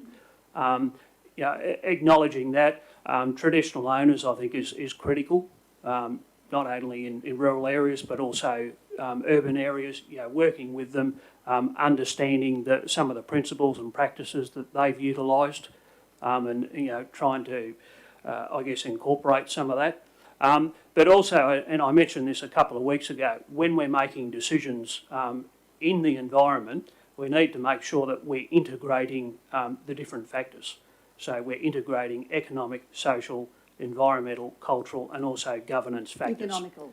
Yeah, absolutely. So the idea is that, you know, we're not going to, you know, and I've had questions from the community that, you're trying to make it difficult for us to make a living, for example. But no, that's not the case. We really need to try and find the right balance when we're making decisions about the environment. And obviously we want to try and protect our environment, but we've also got to recognise there's other factors involved as well. As to what we can do. That's right, and that's really what, you know, sustainability is all about. It's integrating those different factors. And I understand we can't, in the rural sector, we can't do their work for them, we can't make money for them.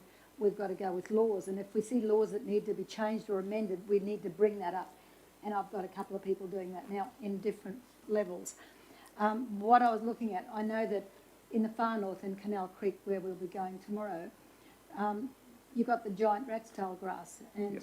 I put people together not so long back, and I haven't had first-hand information, but the second-hand information I got back was the council, you know, says, look, it's too hard basket. I'm just wondering, do we walk away and say, look, the thing's too big for us, because we just want people to fence their paddocks to keep their stock in, they're not wandering and spreading it. Yep. Because it's contaminating everybody else. They're the sort of things I'm looking at as to what we can do to reduce the impacts, the adverse impacts on anybody, whatever they are. And that's where I'm coming from. So we might need to go back and have a look at something there. Yep. Yeah, and I think just to respond to that, Councillor, I don't think we've you know, put their hands up and said too hard. We've got our two pest management officers who are certainly doing work with giant rat's tail grass, and I guess part of that, as you've already alluded to, is really educating the landholders on it and how to manage it, to restrict its spread, and then how to treat it. But there's a fair bit of work being done at the moment in Canal Creek, Ogmore, Marlborough, and then really targeting that weed. So it's certainly on the radar. But I guess It's not a matter of spraying it. It's a matter of or treating it. Yeah. Not even treating, having property owners defence their properties rather than have them spread across roadsides and into somebody else's paddock. That's what I'm saying. Yep. That's what they're looking for, some assistance in that regard. Yep. So we might have Councillor, to... I'm just wondering whether we're spraying I'm not going there, Mr Mayor. Okay, good. Thank I'm not going there. I'm just saying that while we're looking at things that are happening on our backyard here, there are other bigger items that are actually sending people to the wall in other areas. Councillor Bello? Yeah, question to Matt there. Matt, what sort of consultation has been undertaken with the agricultural sector, and what did that sort of look like and entail? Yeah, thank you, councillor. I guess we've relied mainly on working through the 4 task forces. So we have consulted with the different task forces. We've also consulted with, I guess, some of the other industry groups in that area. We've spoken to people like Barry Brooks, I guess, has been one of the main people who did come forward with some suggestions. So I think we've tried to cover a wide sort of array of stakeholders, within obviously the parameters that we were dealing with time constraints, etc. So I think we've done a reasonable job in that area with getting around the different stakeholders. And just further on that point, is there any information that you can provide us that was coming from the agricultural sector that would perhaps allay some of the concerns that I may have? I'm not sure about the others, but to ensure that they have what was coming through from them. Yep, sure. And I guess we touched on a little bit before. A lot of them were raising that fact about the economic side, and that whether economic factors had been built in or had been considered as part of that policy. And the response is yes, it certainly has. And again, going back to what I said previously about making sure that we try and get that balance when we make decisions. We've also had, I guess, some comments from people about how a lot of this will be funded, and again, is it going to impact on ratepayers? And I guess the response is that quite a number of these projects and initiatives will be reliant on external funding, which is a lot of our work at the moment is trying to seek external funding to get these projects up and running. So again, there's I guess the position is it's really not, we're certainly not aiming, for this policy to have a detrimental effect on, on various sectors, including the agricultural sector. And the idea is really to try and work together with all our stakeholders and with all the other relevant bodies as well, because I think that's also perhaps an area that we could do a little bit better with, understanding that we've probably got 3 levels of government here that are regulating environment, and we really need to work together to make sure that the community understand that and are able to respond to it. Just one more follow-up there. So in me trying to read that, I'm almost looking for where the concerns have been raised by members of the public that have come to me, and it's difficult for me to actually to take a position or to actually disseminate where the alarms are, and it might help if you could describe where would we see this actually sort of enacted almost. Where would we actually see the tangible sort of interventions when it's clear that this is based on the discussion we're having now, our climate, our sustainability policy, environmental sustainability policy, it gets enacted here, and this is the direction we take, or this is the recommendation. So how would we actually see it sort of reflect in real terms in our day-to-day decision making? Yeah, sure. I guess, again, I'll use a little bit of an example. I guess if someone is looking at developing a new horticultural venture or an agricultural venture, they've got they want to put in a custard apple farm or something like that. I guess we'd be interested in seeing firstly what's on the property. So is there mapped vegetation? And then obviously we'd have to look at how we could actually sustainably develop that site without actually prejudicing anything on that site. So obviously they want to try, they want a viable business. So we need to ensure that we're giving them that opportunity, but at the same time, if there is environmental values on that site, that we are providing protection to that. We're also considering too, and sometimes these are not always that clear, but looking at social factors as well, I guess, and also cultural factors. These might be we might be looking at areas that were originally traditional owners did have activities on those blocks. So really it's about talking to all the stakeholders involved as well, and making sure that their interests are taken into account, and realising too that we've got NRM bodies, we've got environmental community groups, we've got other, we've got economic groups, we've got tourism groups as well. So really it's about communication and having that conversation with everyone so that we can try. And again, this is often harder to do than what we say sometimes, and to find the right balance. So that's how it would look like. I know that may not provide you with a definitive answer, but it just gives you an idea that we are considering all those factors. Again, going back to when we make decisions on the environment. And I guess to just respond to what you said before, the definition of environmental sustainability, that's probably the key here to addressing that. And it has got a fairly clear statement that does actually say that, we will, when we do make decisions or when we do take actions, we are considering those different factors. Councillor Hutton? I'm happy to second the motion. All right, I have a question before we go forward too.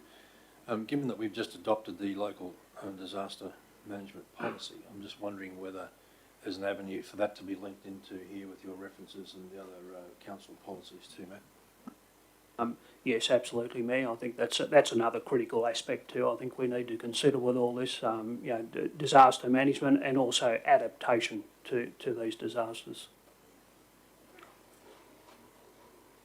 All right, so we have a mover in Councillor Friend, seconder in Councillor Hutton. So Councillor Friend, would you like to speak to the report, please? Thank you, Mr. Chairman. I'm going to read something that was in our agenda for those people in the community watching on that haven't actually read the agenda. And Council's environmental policy, initially adopted January 2011. It was reviewed again in 15 and in 18. This policy allows Council to reaffirm its commitment to environmental sustainability, so reaffirm its commitment, and review operational practices. So that's within operations within the Council also, both current and into the future, so that we are environmentally responsible. The 13 key principles, and I'll ask for your indulgence in this for those members of the community, are people and leadership, traditional owners, governance and accountability, continual improvement, biodiversity protection, which is what Councillor Mather was talking about earlier, climate change, renewable energy and energy efficiencies, waste management, water management, Great Barrier Reef, environmental and sustainability education, sustainable planning, design and infrastructure, procuring goods and services, which is, I know, at the heart of the councils here at the table. And this policy will also be the overarching framework for programs which Council are heavily involved with, such as Livingstone Coastal Hazards Adaptation Strategy, Reef Guardian Council's program, as we are a member, Fig Tree Creek Master Plan, Sustainable Livingstone Program, Low Carbon Livingstone 2030, Livingstone Shoreline Management Plan, and this goes to the heart of many people in our community, Marine Turtle Protection Project, and also Fire Mitigation Project, Drain Buddies, Habitat Stepping Stones, Friends of the Beach, Queensland Climate Resilience Council's program, Cities Power Partnerships, and Livingstone Shire Council Waste Reduction and Recycling Plan. These all tend to go hand in hand. All of these programs do include internal and external stakeholders. I'd like to commend Council's Principal Sustainability Officer, Mr Baldock, and Coordinator for the Natural Resources Management, Mrs Childs, along with all other staff, who should be commended for the many hours of work given to updating this policy. I want everyone to know that we live in a very unique environment of Livingstone and the need to protect and conserve our region. I endorse this environmental sustainability policy for our future generations. Thank you. Thank you, Councillor Friend. Anyone speaking against the policy? Okay, anyone speaking for? Councillor Hutton. Yes, thank you, Mr Mayor. I concur with the sentiments expressed by Councillor Friend that this policy is, again, part of that reiteration of Livingstone's progression both as Reef Guardian Council and the investments that we've made in a whole series of projects and activities, not just in the last 12 months, but across the last 6 years of Livingstone's existence. Ultimately, for me, the parts that stood out and were really important was, number one, in reading the policy, the frame changing from just being an environmental policy to being an environmental sustainability policy, and going directly to the policy where it says that environmental sustainability to us means that ensuring our actions meet current needs without compromising the prospects of future generations, and that these actions result in the integration of environmental, economic, social, cultural and governance factors. So not trying to deal with one in isolation or to the exclusion of others, but actually that environmental sustainability means that these are all brought into the tent and dealt with together. When we assess the 13 principles that are addressed here, I also think it's really important that in the policy it states that Council will embed the following principles within its operations, while ensuring that Council also considers other factors that are important to the community and the organisation. These principles are a starting point, they're not an end point. And that's where this policy, I feel, really speaks to the fact that it's about building partnerships, it's about working with others so that we can maintain the environment that every one of us values and respects. The Livingstone 2050 Community Plan once again highlights that the livability of our community is enhanced through the environmental aspects and aesthetics that we currently have, but also that plan speaks to the needs for jobs and opportunities for families and for people in our community. This policy sets a frame where it says we're going to be conscious of these things that are occurring around us, we're going to play our part in making sure that Livingstone steps up and doesn't just stand to the side while others work, but we're going to make sure that the way we do it is by working together with others, concerting our efforts around these 13 policies, but not to the exclusion of others, in that frame of social, economic, environmental, cultural and governance. And that's why I'll be supporting it and would recommend it to the table. Thank you, Councillor Hutton. We'll open the floor now, councillors. Anyone wish to speak against the motion again? No, anyone for the policy? Councillor Eastwood. Yeah, I'll speak for the policy, Mr Mayor. Look, it is, I guess it's, living in the 21st century, you'd have your head in the clouds if you didn't think that we need an environmental policy or a environmental sustainability policy. And my questions before weren't sort of denying that, but just trying to reaffirm a couple of things.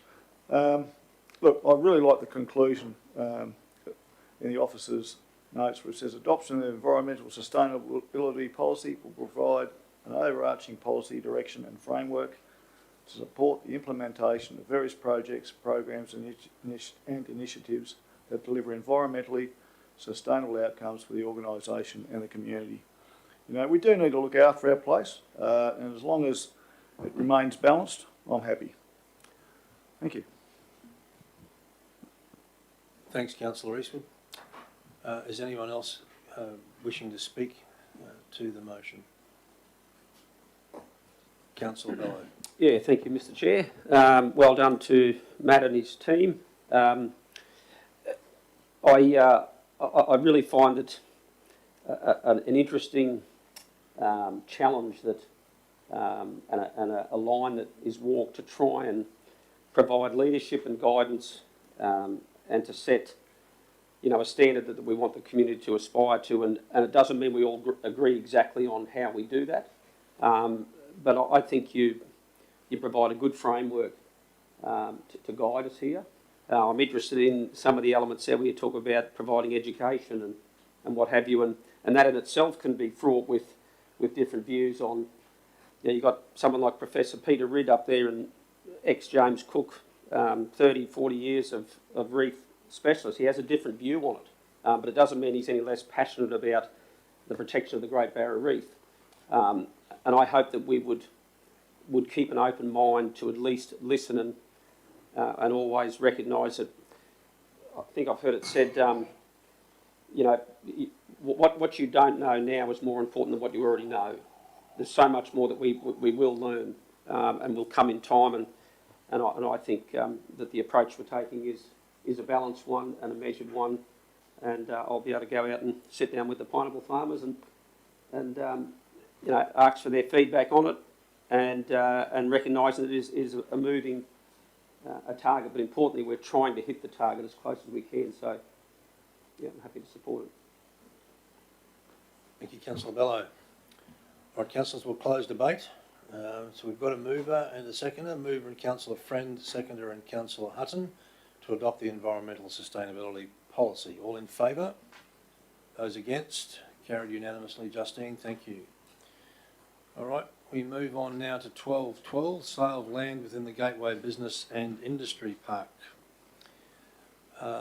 And this report is being presented by Sonia Barber, the Acting Manager, Economy and Places. Welcome to the table, Sonia. Thank you, Mayor. Good afternoon, councillors and Acting CEO.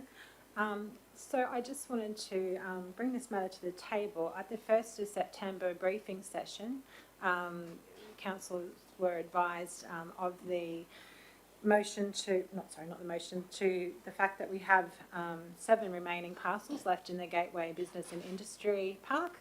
And at the moment, it has been since 2014 that they are actually put to tender and offers received. The briefing session requested that, as per the Local Government Act, that we either put the remaining parcels to auction or a tender process, and the preferred option was the auction process.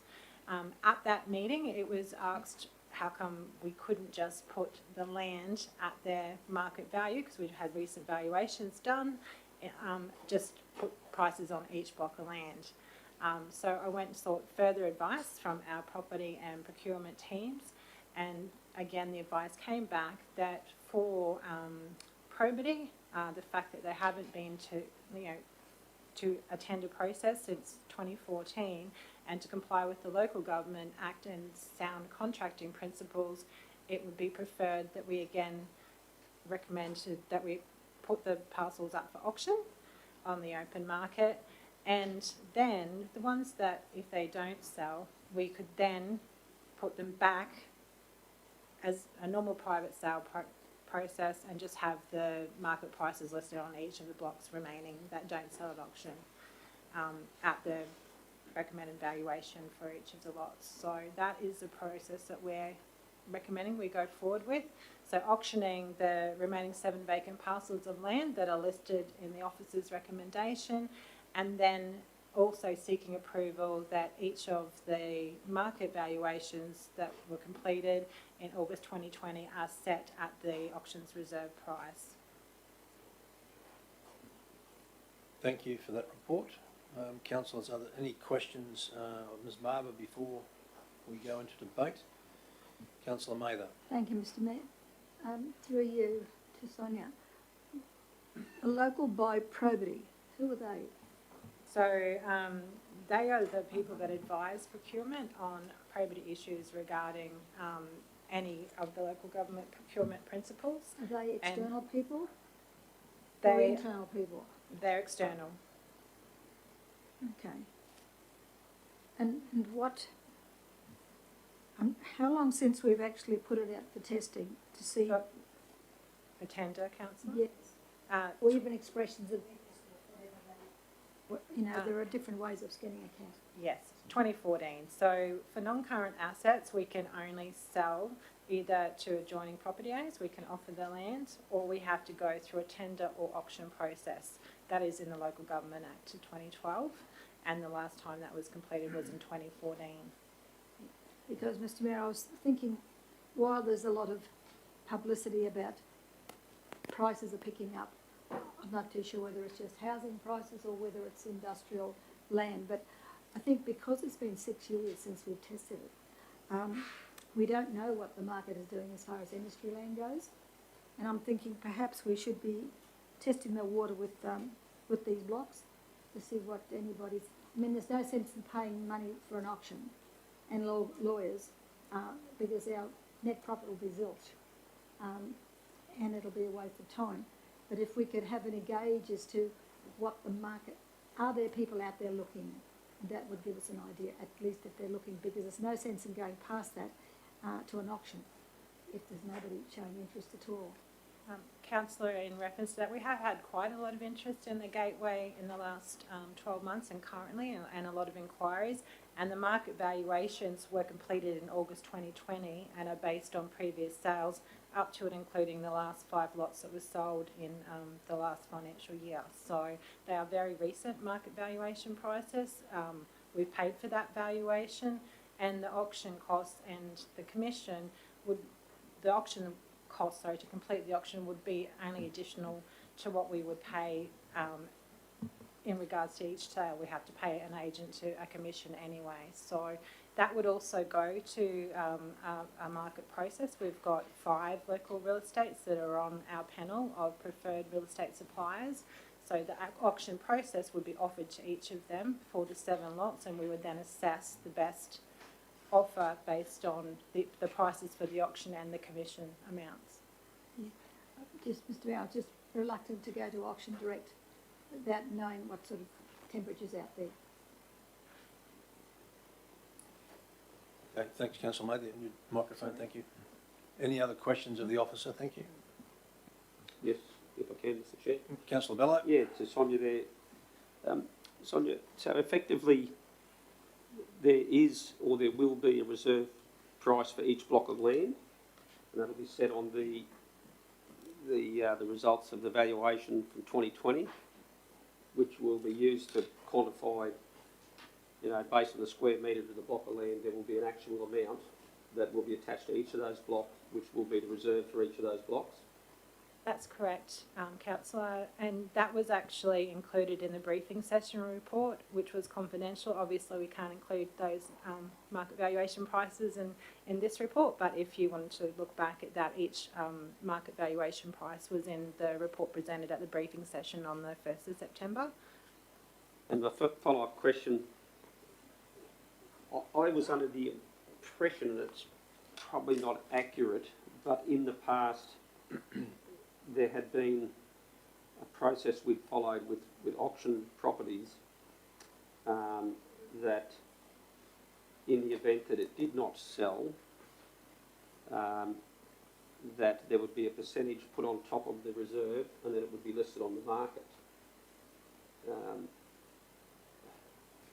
Now, I don't know whether that was an actual policy that we can refer back to, but there were a number of examples where properties were tested on the market through an auction process, and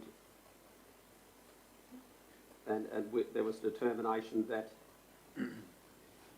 a percentage above the reserve would be then attached to the property and put onto the market. But there doesn't seem to be any recollection of that, so it's possible I dreamt it, but I can recall multiple properties that we considered individually, not so much in a collective like this. So is there any advice?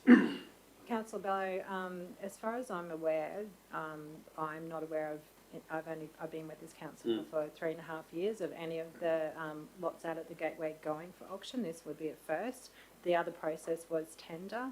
As far as setting a value above the market valuation price, that would be something for council to consider at a future meeting, but there is no policy in regards to that I'm aware of.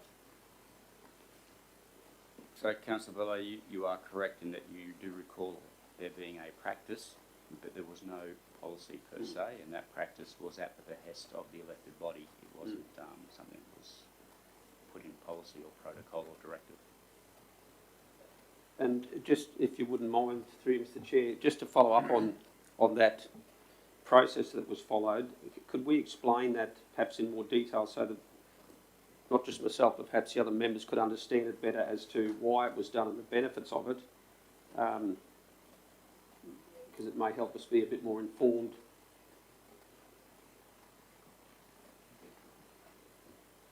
Councillor Bello, I don't believe myself or the other officers are probably best positioned to explain why that practice was done. Probably not the best to be able to advocate that as well. There may be others who may be able to articulate that in a succinct manner, but certainly not us. If I can, Mr Mayor, to offer only one of 7 views that were at the table at the time, I believe the process that you're alluding to was based around the fluctuation in the marketplace post GFC, post the mining downturn, that as a council previously, the council didn't believe that there was any need for a fire sale or to base the sale of a property based on a price that we believe was lower than what it could truly be worth, and that the concept behind moving beyond the reserve price was that, well, if it doesn't achieve the reserve price, well, there's no requirement for council in that position. Like, we were selling opportunistically as opposed to due to financial need, and therefore if there was a property, and I think the example quite often was used was those Pinnacle and Panorama lots, which were well and truly before our time on council, where the market had offered them a price that was well below what was believed that they could be achieved, and ultimately the reserve was set with then a surcharge or a surplus attached to that, and it wasn't only until the market lifted to that point that they sold, and then obviously the reflection of that is that there's now Pinnacle and Panorama there on those sites. So I think it's the difference between someone who's selling because they need to move to their next block of land, to move to their next project, versus a local government scenario where we can, if there's not a necessity to sell for a financial need of today, that you've got the capacity to wait out the fluctuations of a market and make a sale based on achieving the best outcome for the community financially. And where we looked differently upon that was where there was a financial return perceived through employment, through increasing number of ratepayers, etc., and those were dealt with separately as well. But that's only one interpretation out of the 7 that were there, so I can't guarantee it's 100% right, but that's my interpretation of what was experienced. Thanks, Councillor Hutton. All right, councillors, in the absence of any further questions, he says, with a rising inflection in his voice denoting a question. One more, Mr. Quinn. Yes, Councillor Mather. Are we reliant on this auction for income this year? My understanding is it's not in the budget as a revenue item, Councillor. It's not? Okay. That's all. Thank you. The reason we're doing this is because of the passage of time. In order for us to continue to be able to sell these lots on the market, we need to demonstrate that we have a current procurement process that we've gone through for the disposal of this land, or correct process, and so that's why we're going back out to market now. If we were a private enterprise, we wouldn't need to do this. We would just be a developer who's had land on the market for a while and they just keep going until they could sell it. We're slightly different to that, so we just need to make sure that we maintain relevance or currency with the market, and to demonstrate that we are actually getting the best value for the community. Yeah. Councillor Bello, question? Yeah, one further question. We've got, or what's been nominated there is 7 lots. I'm only just putting this out there, but that's a reasonable number of lots to go on the market at one time. Is there any consideration, or what would the advice be from the economic development team as to perhaps putting, say, half of those lots on there,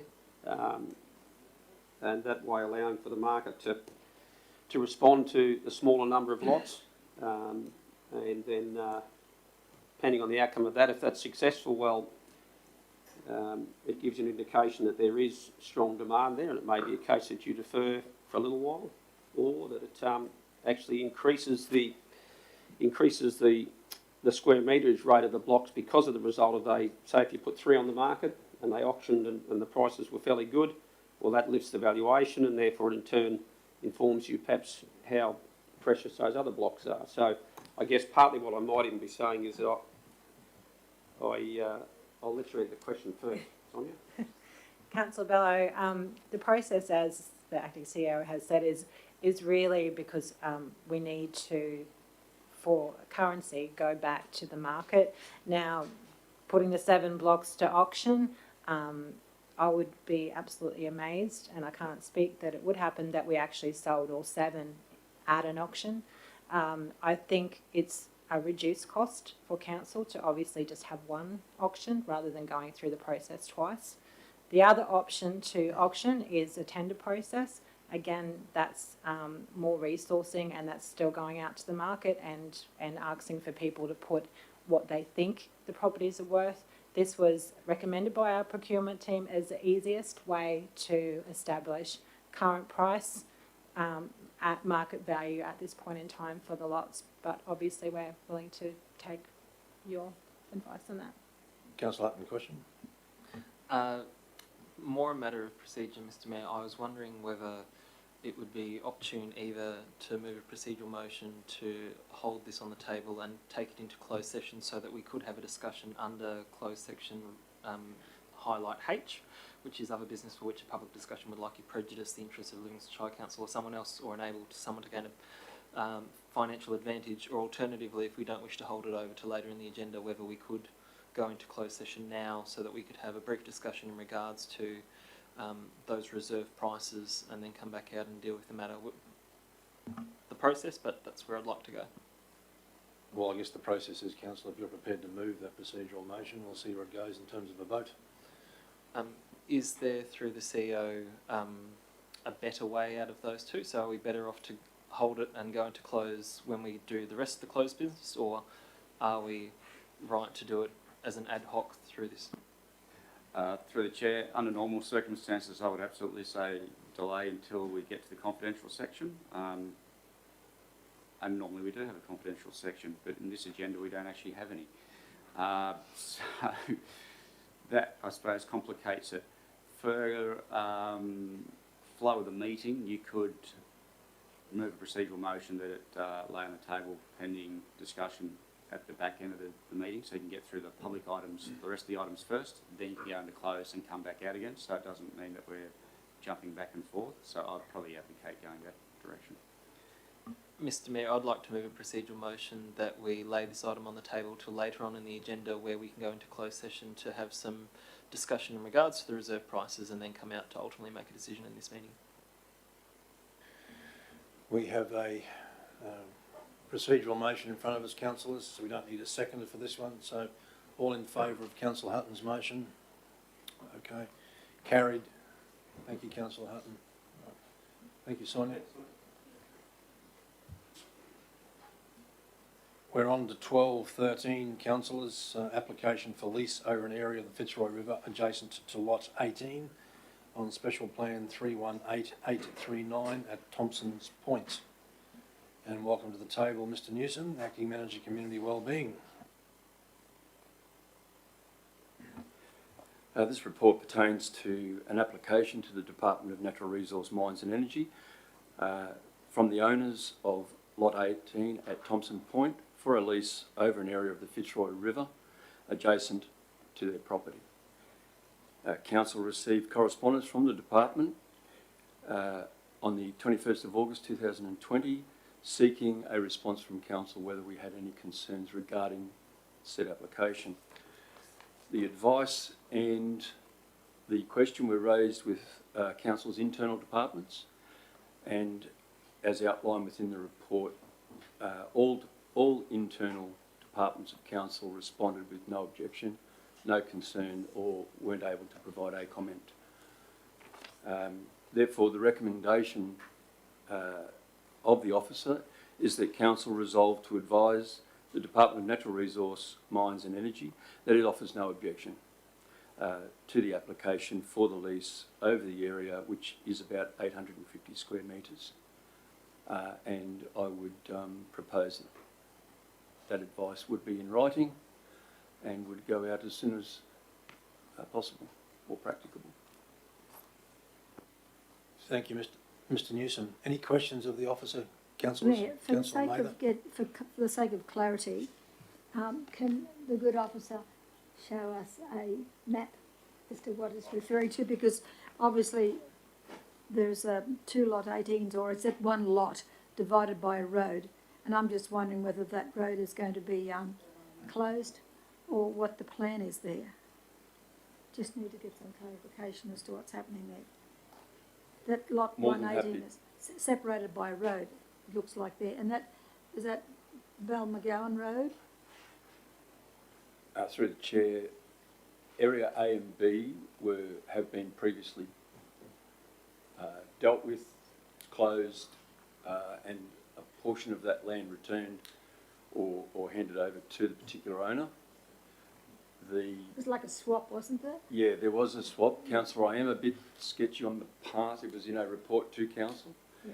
If we need to dig into that a little further, I've got Mark McLean on standby for a call.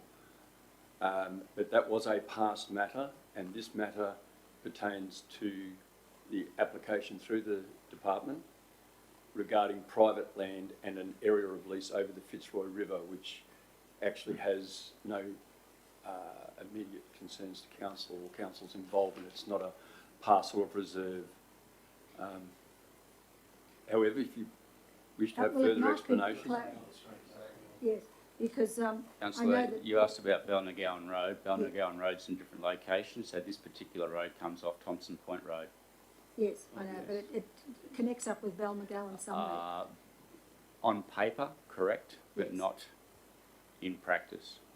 No. Yeah, because I know there was some discussion over Long Beach going back some way, thinking that could be their access to Long Beach, and because of the changes that are taking place here, that didn't happen. Yes, it would be nice to clarify it. Thank you.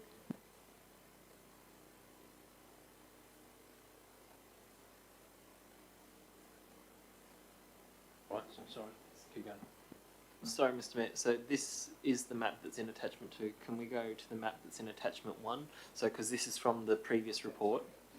So the map in attachment 1, if you scroll up please, Justine, a couple of pages, like it's the same report, just up a couple of pages high. And then one down. So we're talking about that small little box that looks like it's underwater. So that's where we're being asked, do we have any concerns in regards to that small segment there? That's actually on the Fitzroy River. That is actually the Fitzroy River. Yep, that's right.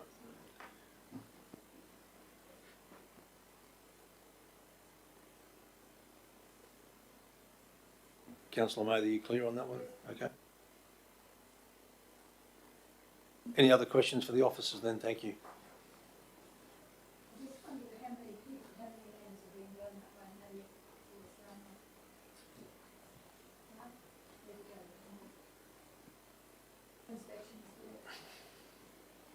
Thank you. All right, I have councillors, I have a you have a question, Councillor Friend? Yes, thank you. Through you, Mr Chair. Mr Newsom, I'm just reading through this again, and we're talking about a road closure and nothing more at this stage. However, the location of the subject land requires consideration to be given to potential environmental factors. It says that they are more appropriately addressed during the development assessment phase.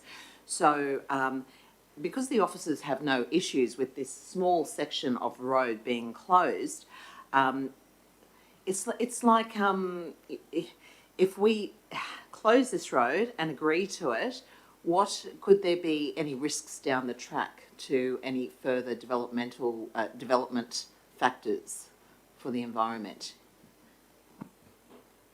I would trust that our development procedures would entertain erosion management and vegetation retention, or other matters that were drawn up under the particular planning scheme through operational works or development approval.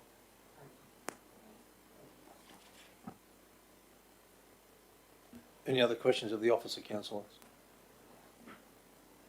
All right, well, we'll go into debate. So can I get a mover and a seconder for this recommendation, please? And that is that council resolve to advise the Department of Natural Resources, Mines and Energy that it offers no objection to the application for a lease over an area of about 850 square metres of the Fitzroy River adjacent to Lot 18 on Survey Plan 318839 at Thompson Point. Councillor Mather moving, seconding Councillor Eastwood, thank you. Okay, Councillor Mather, would you like to speak to the report? Application, thank you before. Anyone speaking against the report? Councillor Eastwood would like to speak for it. Enough's been said, I think, Mr Mayor. Thank you. All right, councillors, we'll close debate. So we'll go to the vote now. So you've got the resolution. Moved Councillor Mather, seconded Councillor Eastwood. All in favour? Those against? Carried unanimously. Thank you, Justine. Thank you, councillors. 12:14 now. Thank you, Mr Newsom. 12:14, request for the reduction in levied infrastructure charges, reconfiguration of a two lots into two lots, and a material change of use for a retirement village, 62 additional lots on the Rockhampton Road. And we have Mel Warwick, Acting Coordinator Development Assessment at the table. Welcome, Mel. Over to you. Good morning, Mayor, Councillors and Acting CEO. Just a bit of background for this application that we've received for a minor change. This development, everyone would know as Carve, and it's existing, and there's been an extension during this application for 62 additional independent living units. So an application was made on the 10th of February this year on behalf of the Capricorn of Venice Retirement Village to change the levied charges. So whenever we issue a development approval, we issue charges like infrastructure contributions. The request was to change the infrastructure charges for development permit D46/2015, which was issued on the 24th of September last year. The development permit and charges relates to approval of a 2 into 2 lot subdivision and, as I said, the 62 additional living units. The current change application, a minor change, is in relation to the request for reduction in the levied fees. The reduction is requested for each unit from $17,000 to $7,650 per unit.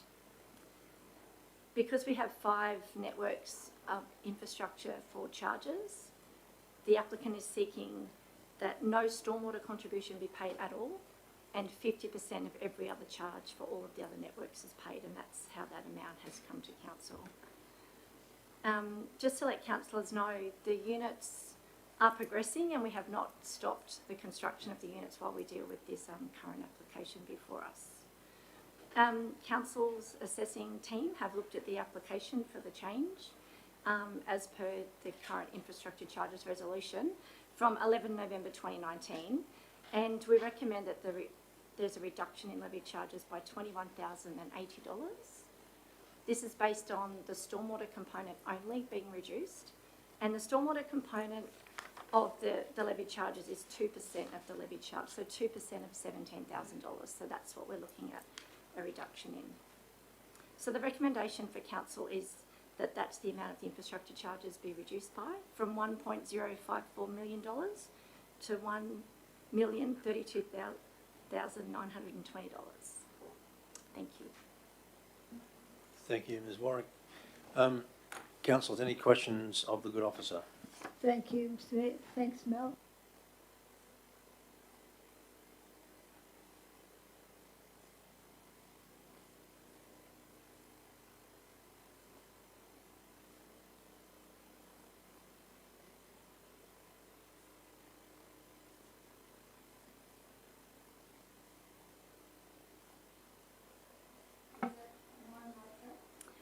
Councillor, there was Before the current change, there was a change made in the last few years, and that was about looking at how many bedrooms per unit.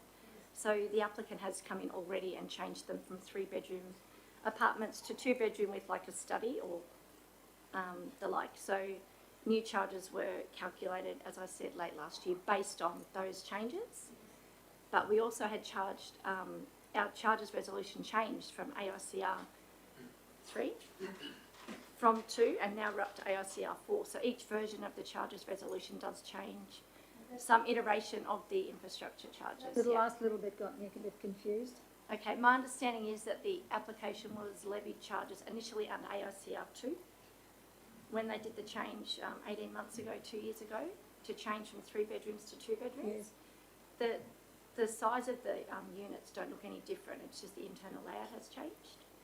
So And when that was recalculated, their charge went up by, and that's actually in your report, under the background, so that the charge went up from $984,000 to $1,054,000 based on that June 29 change that they made. But the change that we've currently got now is simply not changing the plans, it's simply asking for a reduction in charges for all networks by 50% and nothing for stormwater. That's the request. can get confusing. Councillor Mather, can I get you to turn your microphone off? Thank you. Any other questions of Ms Warwick? Councillor Bello? Yes, question to Ms Warwick. So the only infrastructure charge that was supported for reduction was the, help me out Mel, I'm trying to find, stormwater? Stormwater, correct. So none of the other elements there, i.e. say the parks and community facilities could be justified to provide some sort of discount based on the lower level of usage that may be anticipated with the users there. Councillor, based on the current resolution, we don't have any policy that guides us for this type of development to reduce those charges, no. Okay, so why is it that the stormwater can be reduced? The development engineers had a look at the stormwater report that was basically lodged with the application material. Right. And are very confident that there's very little, if any, impact on the stormwater catchment for Trunk. So they're happy to reduce that 2% of the fee. Okay, but there's not the mechanism to assess whether, based on their request to reduce, you know, somewhat the quantum based, and the justification is that the lower use or the lower impact that they're suggesting that the senior citizens or the occupiers up there, for example, on the parks and recreational facilities of the Shire, they're less likely to create impact on. Is that the logic behind the request for reduction, do you think? Yes, that is what was put in by the applicant. For council officers, Yep. it's independent living units right next door to a residential subdivision. Those people hopefully will have friends and family visiting them that will go to our parks, that will use our roads, that use our reticulated water. So that is the background behind it. And it's quite consistent with other similar development applications, and that's how we're consistent, and that's why the applications come to council for a decision. One further follow-up question. Thank you for the answer there. So, is it possible that if it was of a higher level of care and not the independent living ones, that would they attract a lower charge? The information within our current resolution talks about a retirement village, and it's per bedroom. So it's based on bedroom and capacity. So that's the way that the current resolution is. If council ever wanted to look at that further with a more infinite, microscope, if you like, to look at what that means, that's a body of work that isn't done for us to bring something to you other than what the policy says. All right, any further questions for Ms Warwick? All right, well, we'll move into debate, councillors. So can I get a mover and a seconder for this report, please? Councillor Hutton, thank you. Your portfolio. Seconding Councillor Mather, thank you. Councillor Hutton, would you like to speak to the report? Yes, so in moving the report as provided by the officers, I think the important part of this exercise is going through the process of not only the justification but also the review to see where opportunities exist. So while on this occasion the review hasn't provided for dramatic shift, which obviously every developer would like to see when they apply, they'd like to see dramatic shift in the changes they're seeking. The uniformity of a town plan and the way that we charge relates not just to the potential use, but is also the capacity and the use of it. The livability that's provided in our shire, the opportunity for people of all ages to access facilities provided by this council means that we all make a contribution and pay, and that contribution is reflected in the charges and the fees and the rates that we pay. Where it has been proven through a report that there is not going to be such an impact on the storm surge system, it makes sense that council takes on board that feedback and manages that in terms of the charges that we levy so that it is fair and equitable, but also a reflection of costing in that space. I'm happy to support the officers in moving this recommendation.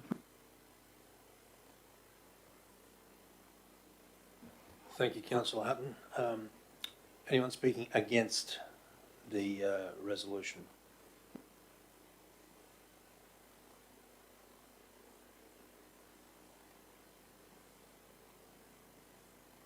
Anyone wish to speak for the resolution, please?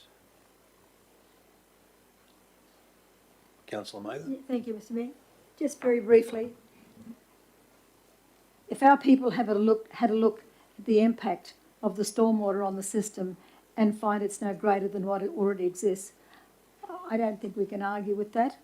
What we need to be mindful with is that we're not cutting ourselves short as far as contributions go in our attempt to accommodate a very worthy and a very deserving facility.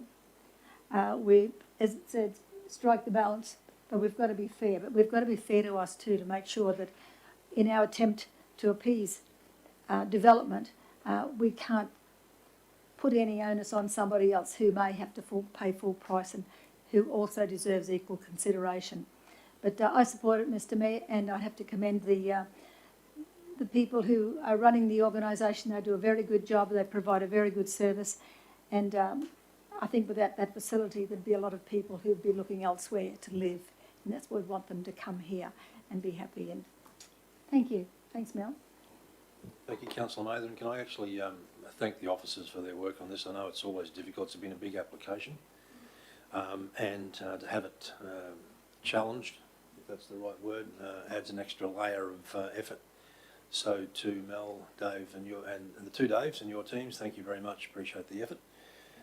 So, councillors, any other statements or comments around the report? Anyone like to speak to it? All right, we'll close debate. We will go to the vote, councillors. So we have a mover in Councillor Hutton and a seconder in Councillor Mather. All in favour? Those against?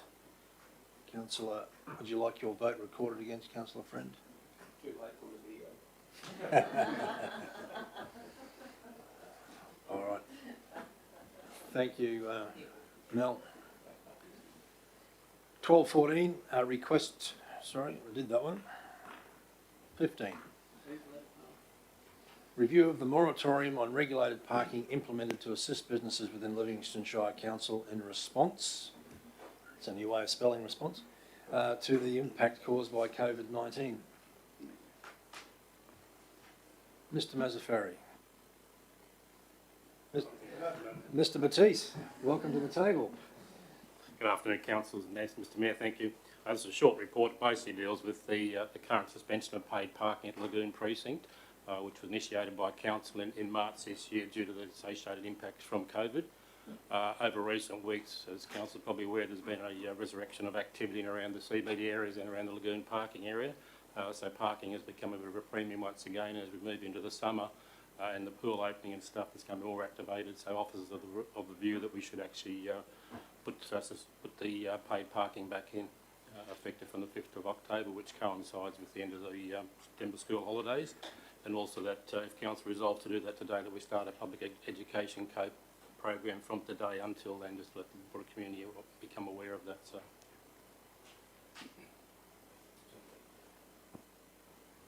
Thanks, Mr. Batiste. Any questions of the good officer, please?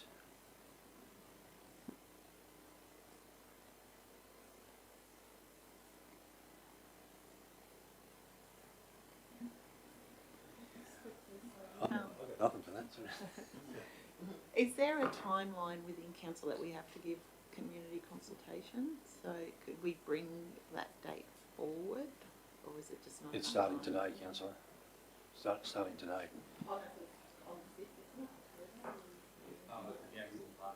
Yeah, the education starts today. Yeah, but we can't bring it, like we can just do it quickly this week and bring it forward. You could, councillors, we just thought we'd avoid the school holidays, so we weren't seeing this being Tuesday. Councillors wish to bring it forward, officers will be more than willing to oblige, but...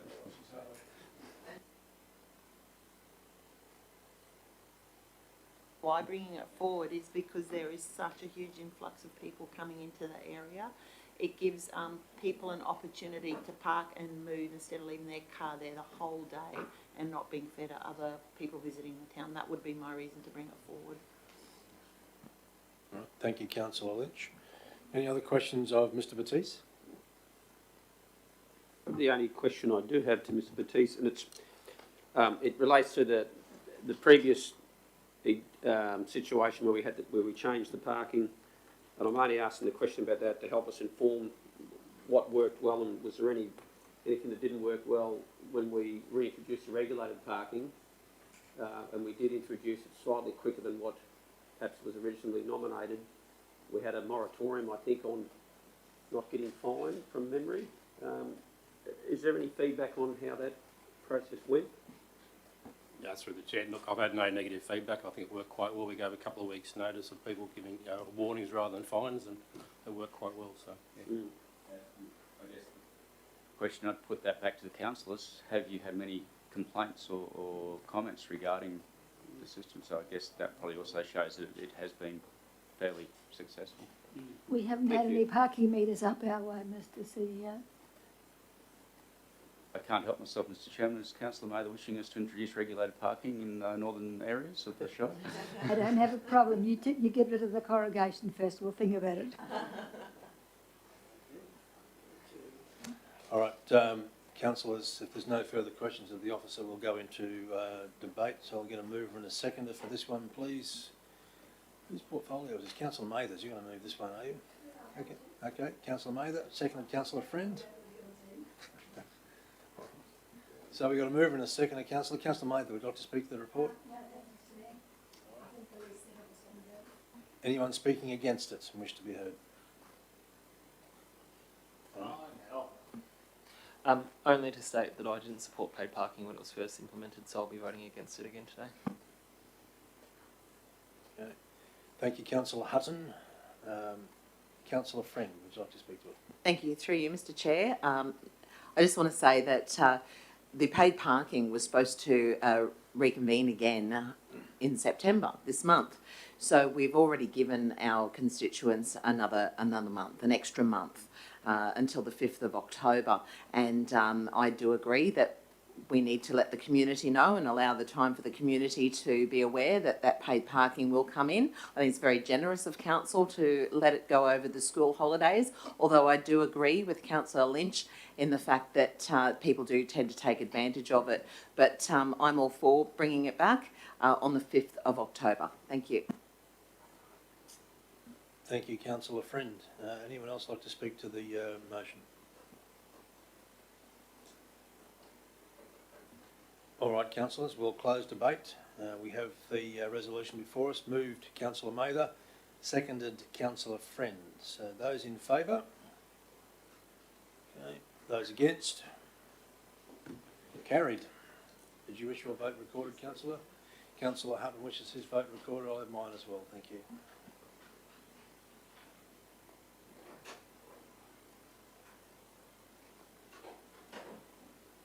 Councillors, we have a notice of motion from Councillor Friend in relation to bins in Park Street near the footbridge, which is also near McDonald's. So, Councillor Friend, would you like to speak to your notice of motion? Thank you, Mr Chair, I will. First things first, show and tell time. 26th of August of this year, Landcare every week undertake clearing of this area in Fig Tree Creek along Park Street near the footbridge. And they find a tremendous amount of rubbish. They find wax paper cups, aluminium cans, plastic straws, which get into our waterways and are detrimental to our marine life and our environment. These are the pictures that were on the 26th of August. A week later, they're at it again. These volunteers of Landcare, they care about our environment. They give up their time. They're passionate. Once again, straws, cigarette butts, plastics, rubbish. This was all cleared the week before, and that's what's there 7 days after. So I'd like to say that the volunteers of the Capricorn Coast Landcare undertake the clearing of debris from Fig Tree Creek on this regular basis, and it is weekly. These volunteers clear the area of littered food, packaging, wax-covered paper, plastic cups, plastic straws, and other plastic items and debris, including aluminium cans. When they return on this continual basis, there's always more debris. And in heavy rains, this creek fills with fast-flowing water and sweeps the debris through our waterways and into the ocean. It's concerning to me because it is predicted, and I use that word predicted, that we may be headed for La Nina. I request that Council assist these volunteers in educating the public through signage and providing 2 chained bins for the preservation of our waterways and marine life. I'm proposing that this is a 3-month trial in conjunction with Landcare, who will monitor the debris after the trial has commenced. This trial is an important step towards making an effort to reduce the frivolous waste. If we have already done what we already did, we will always get what we've always got. And if we do nothing, if we don't make an effort with these waste bins, if we don't make an effort with a sign at the footbridge of Park Street, then council are not doing anything about anything at all, and nothing will change. So I believe as a council that we must hasten to this bin trial and to place a sign, as we do have a responsibility to our environment and to more importantly community education. And if council is to turn around and say, oh no, it's another's responsibility, what about them? What about this business? What about them? Only to save a few bucks on a bin trial for 3 months. In my opinion, this is negligent and we must act now.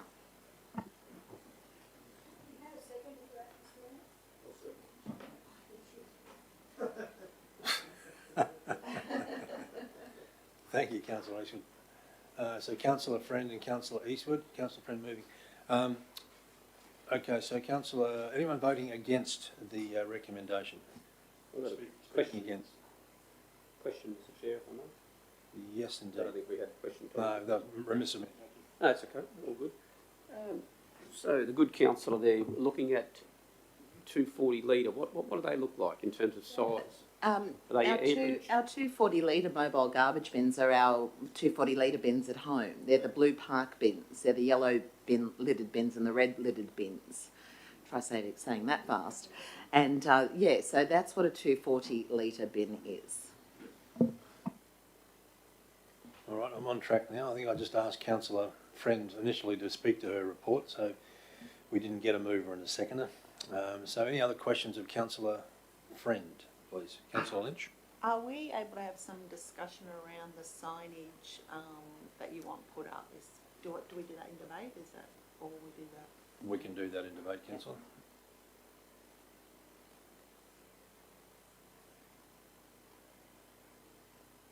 Any other questions of Councillor Lynch? All right. Councillor Lynch, did you want to talk about sign? Councillor Friend, sorry. Councillor Lynch, did you want to talk about signage? Yes, I did. Okay. I'm just not sure if the signage will be effective. Don't be a tosser, throw it in the bin. If you look at Queensland law regulation, there is penalties for littering, and the penalties are about $220, whether you throw that, whether you're, walking on past a footbridge, throwing it in the river, or throwing rubbish out of your car, whether it be, cigarette butts or plastics or whatever. I would imagine signage stating a penalty of $220 would have more effect than don't be a tosser, throw it in the bin. Duly noted. Thank you, Councillor Lynch. And I do believe for an adult that would certainly be more effective. But for children who want to play games and they're having competitions as to who can throw the furthest and who can hit that rock over there, and I think the wording of it is a little is meant to be a little bit more fun, a little bit more fun, generic, and to really hit home to the children, or that mostly litter. The signage that you're proposing, I agree with. I have no issue against that whatsoever. But what we're finding is that it's mostly, yes, certainly adults, but mostly school children that actually do throw that in the bin, has been seen by other members of the community.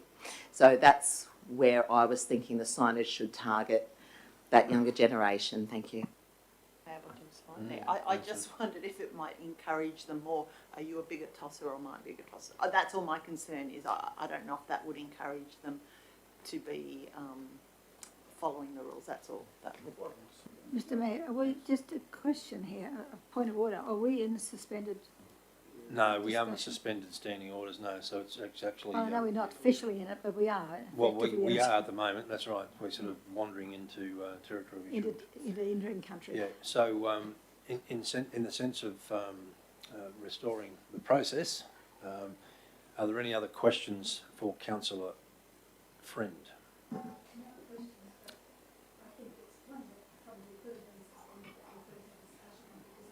Well, I'm happy to entertain a procedural motion to suspend, Councillor, if you want to. All right. The usual Yes, I suspend standing orders, Mr Chairman. You move to suspend standing orders, Councillor? Yeah. So carry on in relation to the comments. Well, we need a vote first, Councillor. Suspend standing orders to allow further debate on this. So all in favour? Thank you.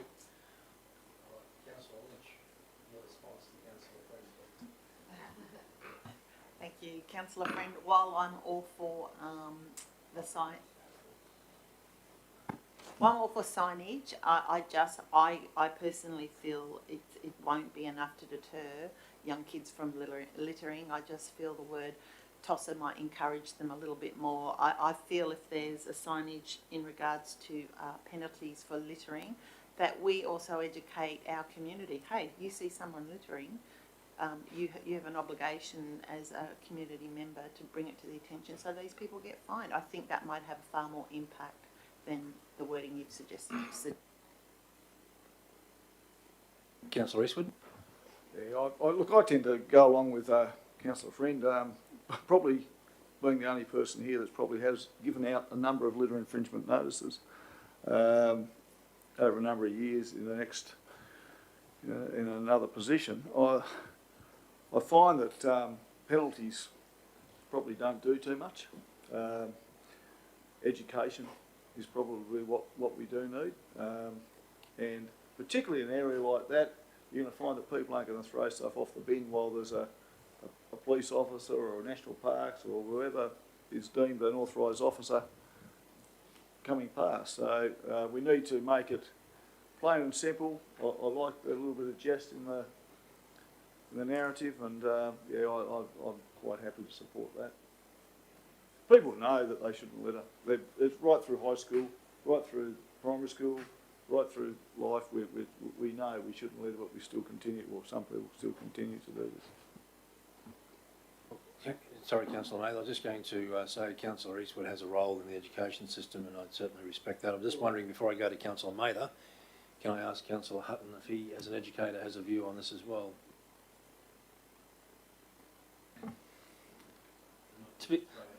Yeah, no, well, I suppose, Mr. Mayor and councillors, I am quite torn. So there's a part of me that, as a parent of a young child in the community who's now reading more than she ever has before, I wouldn't want her reading a sign that said "Don't be a tosser." Like, I would actually find that slightly offensive, and if my daughter was to repeat it, I would be reprimanding her for.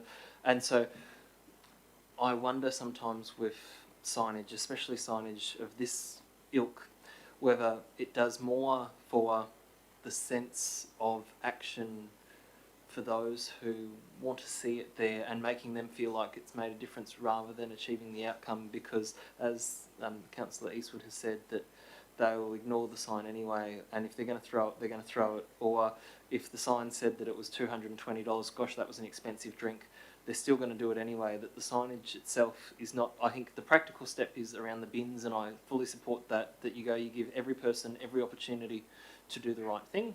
And I think that's, you surround people with opportunities. Psychology tells you surround people with opportunities to do the right thing, and well and truly the majority every time will do so. And so with my educator's hat on, I'd say every day of the week the bins are there, and maybe it's worthwhile having some signage. But my concern is around that language in that second one, and I am trying to balance that out, because I recognise that there'll be others in the community that means absolutely nothing to, and it's not a concern. But yeah, so I appreciate being asked my opinion, but I'm just not quite sure where to sit or where to end with this. And I hope that by sharing a divergent opinion, that maybe collectively we can come to something that will be progressive. Well, it's a good food for thought. Thank you, Councillor. Councillor Mather, sorry, you were going to say something. Yeah. Through you, Mr. Sorry, I thought Councillor Mather was going to make a point earlier too. No? All right, Councillor Frank. Thanks, Mr. Mayor, through you. Duly noted, Councillor Hutton, and happy to change the wording on the signage. To me, it was jovial for attention grabbing, but perhaps something like save the turtles, save the marine life. A picture of a turtle there with a straw up its nose or down its throat or something. Something that's going to grab attention. Or a turtle with a piece of plastic around its throat or something like that. I'm happy to change the wording. There's no problem whatsoever. But I do believe that the sign is in conjunction with the bins to grab the attention, because often myself, I walk past a bin, I don't even take any notice of it. Mind you, I don't litter, but I don't take notice of it. So the sign is there in conjunction with the bin. Happy to change the wording, no problem whatsoever. But the reason why I put that in the first place was not to be rude or offensive. It was to get that attention, grabbing that attention, and trying to target the younger generation. But happy to, if they see a picture of a turtle with straws sticking out of it, perhaps that might have the same effect. Thank you. Sir Eastwood? I just quickly, I was just thinking then, having the bins there on their own with signage would be great, but often you notice after a long weekend, I noticed, and particularly near I live there now at Lammermoor, the bins will be overfull, totally overfull, but people continue to put rubbish there because they want to do the right thing. So if you provide the opportunity, as Councillor Hutton was stating, then you are 70 to 80% of the way of making a change. So it prevents they've still got the opportunity to throw it, but they've also got the opportunity to do the right thing, and they're more likely to take that. So on that, yeah, I think we can work on the signage, but having the bins is fantastic. Councillor Mather. Seeing Councillor Eastwood's had two goes, I don't mind waiting, Mr. Mayor. I have to commend Councillor Friend, and I agree with what you're saying. You've got to get the language that actually will attract the people who are the offenders. And I go along with Councillor Lynch as well. There's nothing wrong with putting $220 fines apply on the bin. But as you say, and I think that's to be discussed and decided as to what sort of picture will actually grab their attention. It's important, as you say, and you've got some good ideas there. So I think both of those suggestions could apply, Mr Mayor. What I think also needs to happen, because I do spend a little bit of time down that way, I won't tell you how often I go past the donut bar, but I do take notice of what kids are doing. And they're not little kids, they're kids who can read, kids who know the difference between right and wrong. And I think McDonald's play a very big part here. And I think we need to talk to them, to ask them to cooperate in getting that message across, either inside or outside or both, because a lot of their products are in that creek. So through you, Mr Mayor, and actually to yourself and Mr Acting CEO, I'm happy to change the motion to include, I'd like to keep the signage there. It's a 3-month trial. I'd like to do whatever we can to reduce this waste, but I'd like to have an addendum. Can I do that? And also, number 3, and also add a letter from council to McDonald's requesting cooperation. Is that possible? I don't know. Let's address point 2 first of all, if we can, councillor. And so the signage, you want to remove the words "Don't be a tosser, throw it in the bin." Well, thank you, Mr Mayor. I don't want to, but I certainly will. And we can then we can state penalties apply, but it must have something attention grabbing, such as a turtle with a straw stuck in it or something. Well, I'm just wondering, sorry, councillor, I'm just wondering, rather than sort of confine yourself in the resolution, if you just wanted to leave it along the lines of an appropriately developed or designed sign. Yes. Okay, signage. Yes, I would prefer to see a illustration on it. Okay, an appropriately designed illustrated sign. Yes.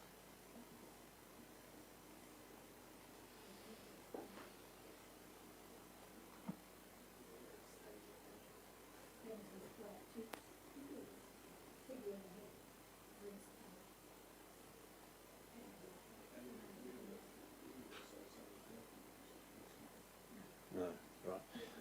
And so then point 3.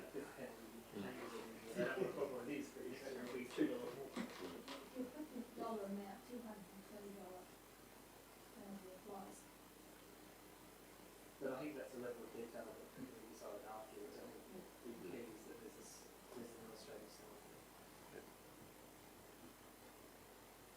Right, and 3. Thank you, Mr Mayor. The addendum, yes, a letter from council requesting requesting cooperation with. Well, can I suggest maybe if the letter's possibly a little bit restrictive as well, just so if council approaches McDonald's. Yes, thank you.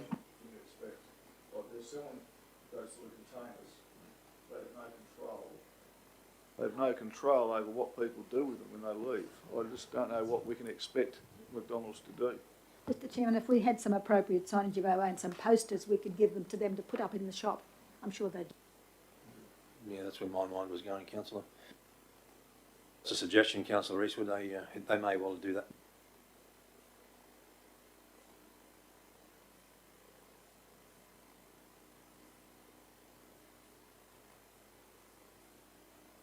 And I'm sure McDonald's would be more than happy to cooperate. I mean, I've fundraised for them in the past, stood outside and begged from car doors, and they're always very approachable and they're willing to cooperate in every way, because it's their business that's being affected as well. All right, councillors, now we've got a 3-point proposed resolution. Are we ready to come back into standing orders yet? Any question? Is that yes or no, councillor? There's no concerns. Well, is there any considerations budgetary wise? Like, is this $1,000? Is it 5,000? What's the sign? You know, for its effectiveness, are we needing something that's this big, or is it budget driven, or do you just? Well, the answer to that question, councillors, is many and varied. For example, you're suggesting we just put the 2 bins out, which is all well and good, but generally speaking, our bins come with enclosures. That's done deliberately so that animals can't just open the lids, be that the 4-legged or the 2-legged varieties. and screwed the rubbish everywhere. It's also set up so that you can only fit a certain amount of rubbish through it. Otherwise, if you just put a bin out there, it will attract everything and anything. But the problem with that is, if you put a bin enclosure in, they cost between $1,100 and $1,300 for each cabinet. And if it's a 3-month trial, that's fairly, and then in addition to that, it's $250 per cabinet to install it. So it's not a cheap exercise just for a quick trial. And if you said, well, let's just put some bins there, as I said, there are inherent risks there as well, because you're not probably going to get a correct sample of what would be there if it were there permanently with the proper enclosure protect it from. Would it be the same price for 3 months it would be for 12 months? No, the installation would be, but the actual servicing, so each bin costs approximately $9 a week minimum to service. So obviously each week you go, per bin there's an additional $9. I think that would be insignificant compared to the amount of time and effort and that the volunteers put in to go collect the rubbish. I'm just answering the question, Councillor. Yeah. Through you, Mr. Chair. With respect to the signs, I'd have to see whether we've got the capacity in-house to do that at this stage, because again, the officers already have their work program. They may be able to fit this in. So we could do the design in-house potentially. You still have to get it manufactured off-site, and I honestly don't know, and I wouldn't try to guess what the cost is of that. And again, it depends on if you use signage, or if you went for something different and did a mural on a pathway, or there are a number of options you could come up with. It doesn't necessarily have to be a sign, which is on a post or something like that. There are other ways of getting messages across these days. Like I said, a mural on a pathway can be just as have just as much impact. Thank you. Through you, Mr. Chair, to Mr. Acting CEO. I mean, whether it's a mural on a pathway, whether I actually also like what Councillor Eastwood has said about stickers on the bins themselves, but even though this is a trial, those bins can then be moved from location to location. Is that correct? Actual bins themselves could be. The cabinets, I guess you could, or they'd leave behind the concrete pad that they sit on. You can't take the pad with you. But certainly there'd be costs associated with picking up the enclosures or the cabinets, whichever way you want to call them, and shifting them around. Yeah. And would it be a cheaper option for the plastic 240-litre mobile garbage bins with a hole in the top and locked? Is that a cheaper option for the trial?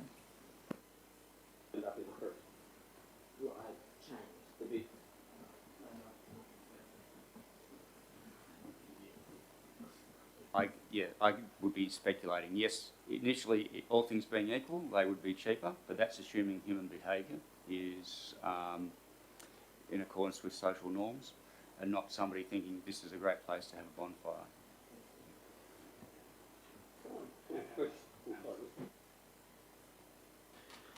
Councillor Hutton was first. Councillor Bella, sorry. Sorry, I just wanted to confirm. So, are we talking 4 bins or 2 bins? Okay, sorry, I was seeing, I read it thinking it was 2 bins at each end, so I was trying to work out the costings based on what you were saying, and I'm like, gosh, that seems awfully high number compared to where you... Councillor Bello. It was on the number of bins. Is it, or perhaps would it be, it may be 50% of reduction in the number of bins, but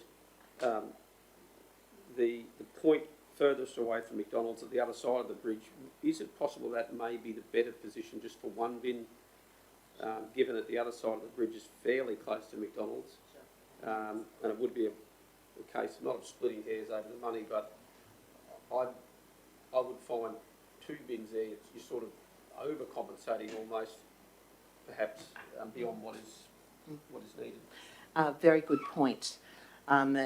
Lisa Charles and Matt Kerr in Open Spaces actually placed a bin across the road from Puma a number of years ago, right in the middle of that park.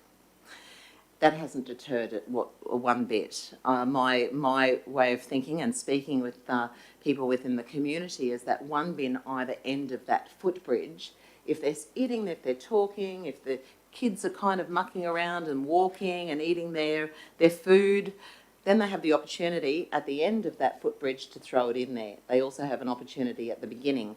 And the sight of 2 bins is going to push home the point a little bit more within this trial.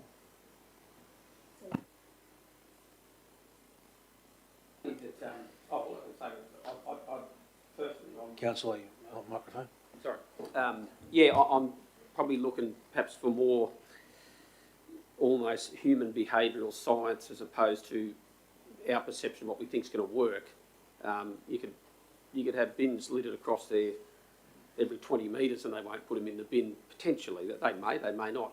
And in looking to support this, I could see one bin there at the entrance to the bridge opposite McDonald's, a logical point to put it. Putting two there on the basis that you're going to capture the ones that didn't put in the bin in the first place. You're sort of starting to trying to manufacture an outcome that I don't necessarily agree that you'll get the results that you're hoping for, but I do want to support a trial of some sorts, but I'm mindful of the quantum, and every bin we put in is another bin we've got to service. And it's almost an indication of you've got a problem, so we're going to put lots of bins there. And to go a little bit away from this, I did a talk at St Ursula's a little while ago where in Hong Kong they had the worst rubbish problem of just about any developed country, and they actually removed the bins from the centre of the city and their rubbish decreased significantly. And the more bins they provided, the more rubbish they got. So it's not an easy thing to overcome, but... Thanks, Councillor Bello. I appreciate what you said. As I said in my notice of motion, that this is a trial and that we must give everything we have to trialling this with a review at the end of the 3 months. And certainly if it has not made any difference whatsoever, then we know and we can look at other alternatives. But to give a trial the best chance of succeeding in the help of our waterways, in the help of Fig Tree Creek, which ends up in the mangroves, which eventually ends up out to sea, into the reef. We need to give this the best opportunity we can. So, thank you. All right, councillors. Yeah, thank you, Councillor Mather. So we go back into resume standing orders, I beg your pardon. So moved, Councillor Mather. All in favour? Procedural motion? I could just explain to Mr Mayor, Justine has just added a little bit into the first part of Councillor Friend's recommendation, so that it was identified that it was also a 3-month trial, otherwise the bins would be there permanently. So, yeah. The sign would only be the trial. Yeah. Right.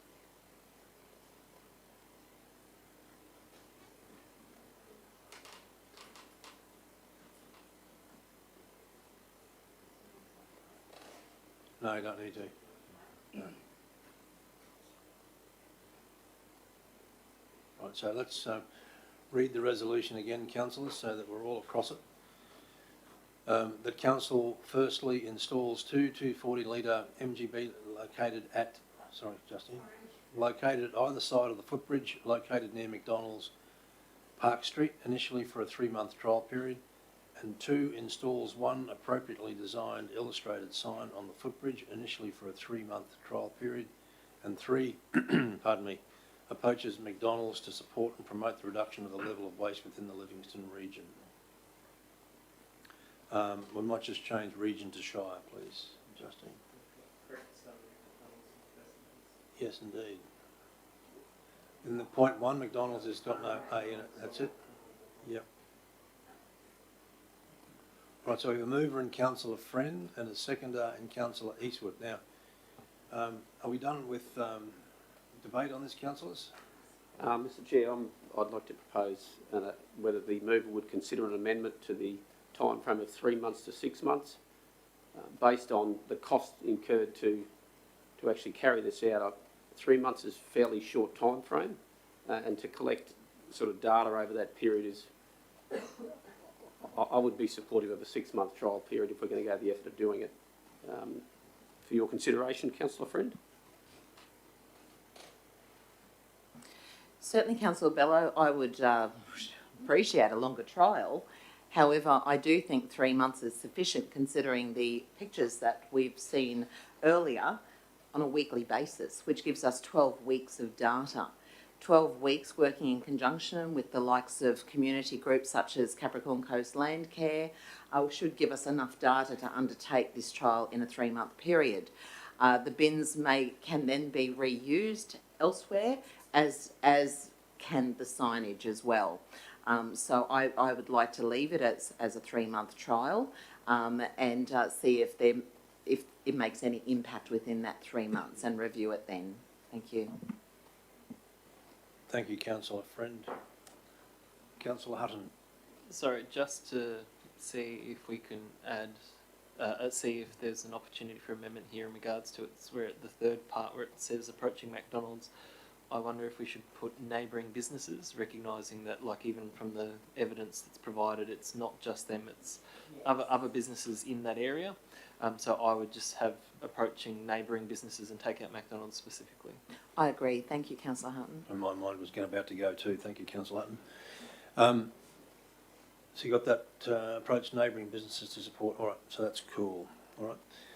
So, councillors, we have the resolution here. Moved Councillor Friend and Councillor Eastwood. We'll close debate on it and go. Sorry. Close debate. Sorry. Sorry, did you say closed debate, Mr. Mayor? Or open debate? No, open debate. Sorry, open debate. Sorry, my mistake. So, Councillor Friend, you've got your resolution now. Would you like to speak to it? Yes, thank you, Mr. Mayor and my fellow councillors. I feel very, very strongly about this whilst talking to community members, people who are environmentally passionate within our community, and those that clean Fig Tree Creek on a weekly basis. I think that this trial moving forward is a positive step to show Council's commitment to our ongoing environmental sustainability. And I, for one, am thrilled that we can partake in this trial and be leaders within our community for our environment, our waterways, our catchments and our reef. Thank you. Thank you, Councillor Friend. Is anyone speaking against the proposed motion? All right. Councillor Eastwood, would you like to speak to it? Just briefly, Mr. Mayor, yeah, you actually get shocked when you see the amount of rubbish that does go into our waterways. And today we've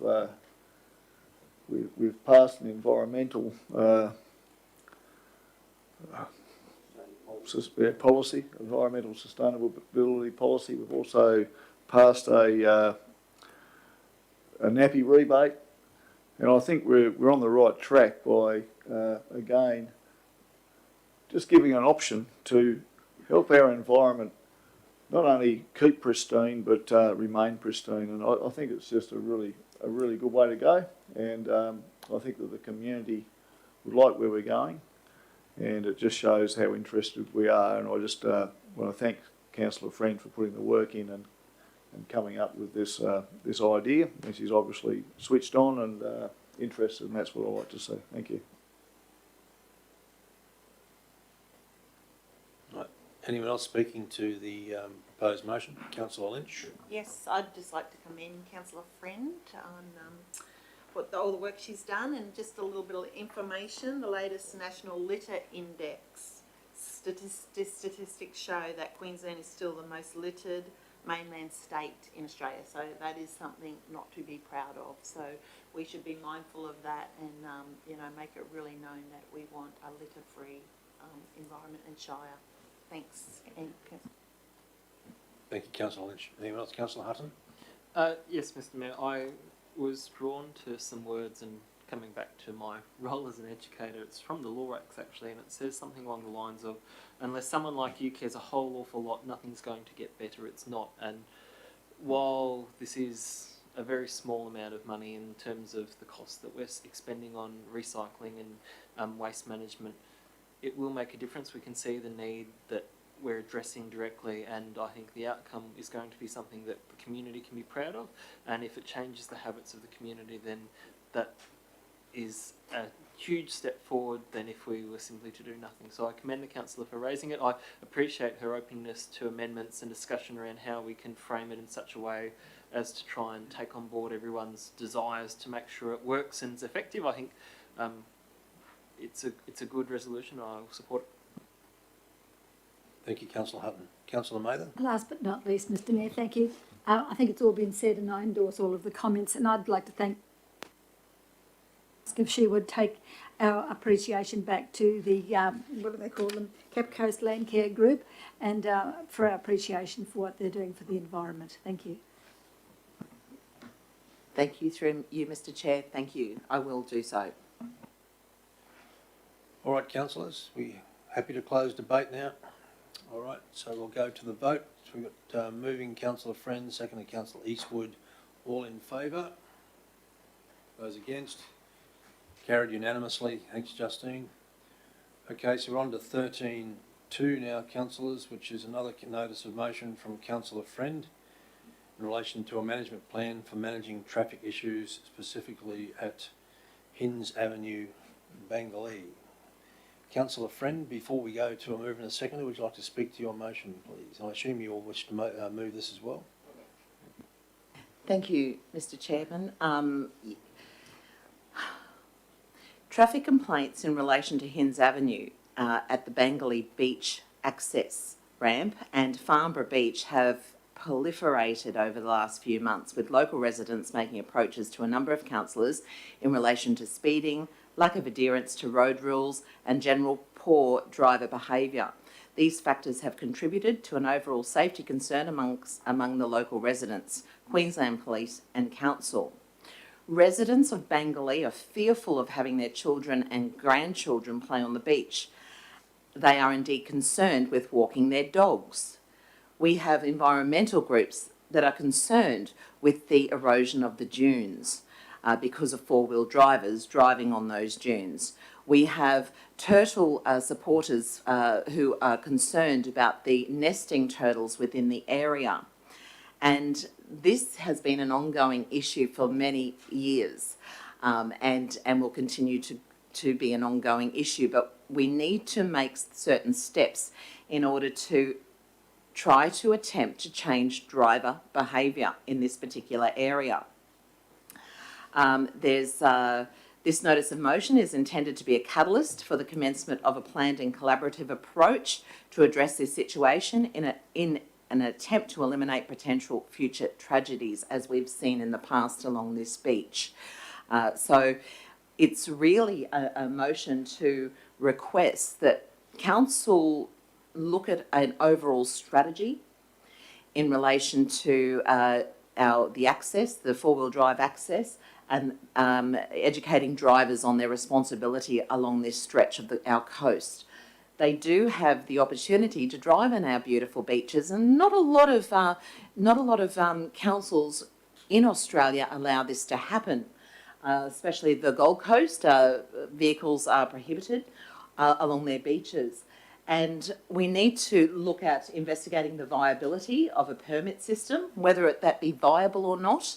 And we need to review the pedestrian access, and we need to have a collective approach in liaising with Queensland Police Service, National Parks and Wildlife, four-wheel drive clubs, and other relevant agencies, including those of our community, such as surf riders as well.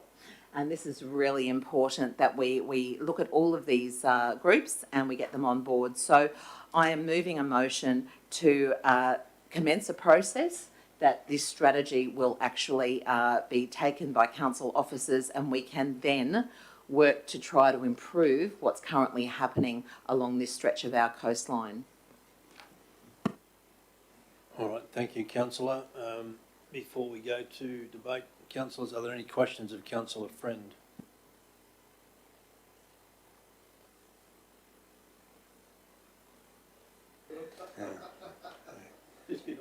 A bit of one-upmanship here. All right, so moved Councillor Friend, seconded Councillor Bello. Sorry, no, Councillor Eastwood was actually first. Yeah, Councillor Eastwood was actually seconding it. Sorry, Councillor Bello. You'll have to discuss that outside. Yeah. All right, so we'll go into debate on this one now, Councillor. Councillor Friend, would you like to speak to your motion? further? Thanks, Mr. Mayor. I've really nothing further to say than what I've already said. I do believe that this is a need. It's not let's just talk about a future plan. Let's put some action behind our words that we make here at the table, and let's see if we can make some difference to both the residents and the users of our coastline. Thank you. Thank you. Is anyone speaking against the proposed resolution? No. Councillor Rees, would you like to speak to it? Yes, again, just briefly, Mr. Mayor. I think this is a really positive step in the right direction. We've had a couple of meetings about this, and I'm very pleased to say that the other agencies are really on board, and we've had lots of support from particularly the Queensland Police Service. What we have is an amazing beach area, and we need to make sure that we can preserve that for future beachgoers, while at the same time making it safe and viable for everybody involved. We need to look after the safety aspect and of course the environmental aspect, and to do that we do need to have a plan. We do need to put things in place, and this is a fantastic step in the right direction, and absolutely endorse it. And again, I don't want to suck up to the good councillor too much, but again, this is a notice of motion that I'm absolutely pleased to be part of. Thank you. Totally endorsed. Thank you, Councillor Eastwood. Given that no one voted or intended voting against it last time, I'll just throw it open for comments. Anyone wish to speak to the motion? Councillor Mather. Thank you, Mr. Mayor, and commending Councillor Friend for her initiative. And I know Councillor Barlow and Eastwood have also had interaction with people over a period of time, as I have in the past. And all of these discussions and all of the best intentions and all of the ideas, nothing has changed. This is on the right path. And number 5 is where I'd be going. Because until such time as you've got control, you've got compliance, and you've got people who can comply and will make it comply, you're not going anywhere. And you can decide by number 5, which is investigate the viability of a permit system. We had it before. I don't know why it was taken out. But until we decide who goes on the beach, and the moment they act up, they're banned. End of story. And the police could even look losing their licences. But we've got to have that ability to enforce compliance. But firstly, we've got to have the laws that actually can be there to make them comply. All the rest will work. But you've got to have that, otherwise we're going to be right back where we started 10 years ago. Thank you, Councillor Mather. Anyone else wish to speak to the proposed resolution? I would just like to say one more thing, Mr. Mayor, if I may. I'll give you a chance to round up in a minute, Councillor Friend. Councillor Bello. Yeah, thank you, Mr. Chair, and congratulations to Councillor Friend for her efforts thus far. When I reflect back to the side of seeing a memorial at the entrance to Bangalee, which was a reminder for the public, and obviously something of a dear loved one that had been put there to remember the loss of life that occurred as a result of a tragic incident or accident in trying to retrieve a bog fall drive out of that area. It struck me that something needed to be done, and the lady that initiated that, who was the partner of the young gentleman that passed away, Claire Fitzpatrick, if she's watching now, which she's probably not, but hopefully at some stage she'll hear about this, I think she'd be very, very thankful for your efforts, Councillor Friend, and the efforts of this council in trying to advance a safer environment on Farnborough Beach. And so I'm glad that our collective efforts have reached a pinnacle at this point, and the work is obviously still to be done, but I believe it's a very important endeavour that we're following. So thank you. Thank you, Councillor Bello. Any other comments before we go to Councillor Friend to wrap up? Councillor Friend, over to you. Thank you, Mr. Chair. I just want to thank all of my colleagues at this table. As Councillor Bello said, it does take a collective, it does take a team within the community, a team within the residents of Bangalee, all coming together to look at the best strategy forward for safety and for a happy life living next to the beach as well. This is the reason why the Bangalore residents bought their properties there. And so we need to look after the four-wheel drivers also, because there are so many responsible four-wheel drivers, and it is unfortunately a minority that ruins it for everybody. So moving forward, I look forward to a future briefing where we can look at this strategy and discuss it further. Thank you. Okay, councillors, we'll conclude debate and we'll go to the vote. We have a councillor friend moving, councillor Eastwood seconding.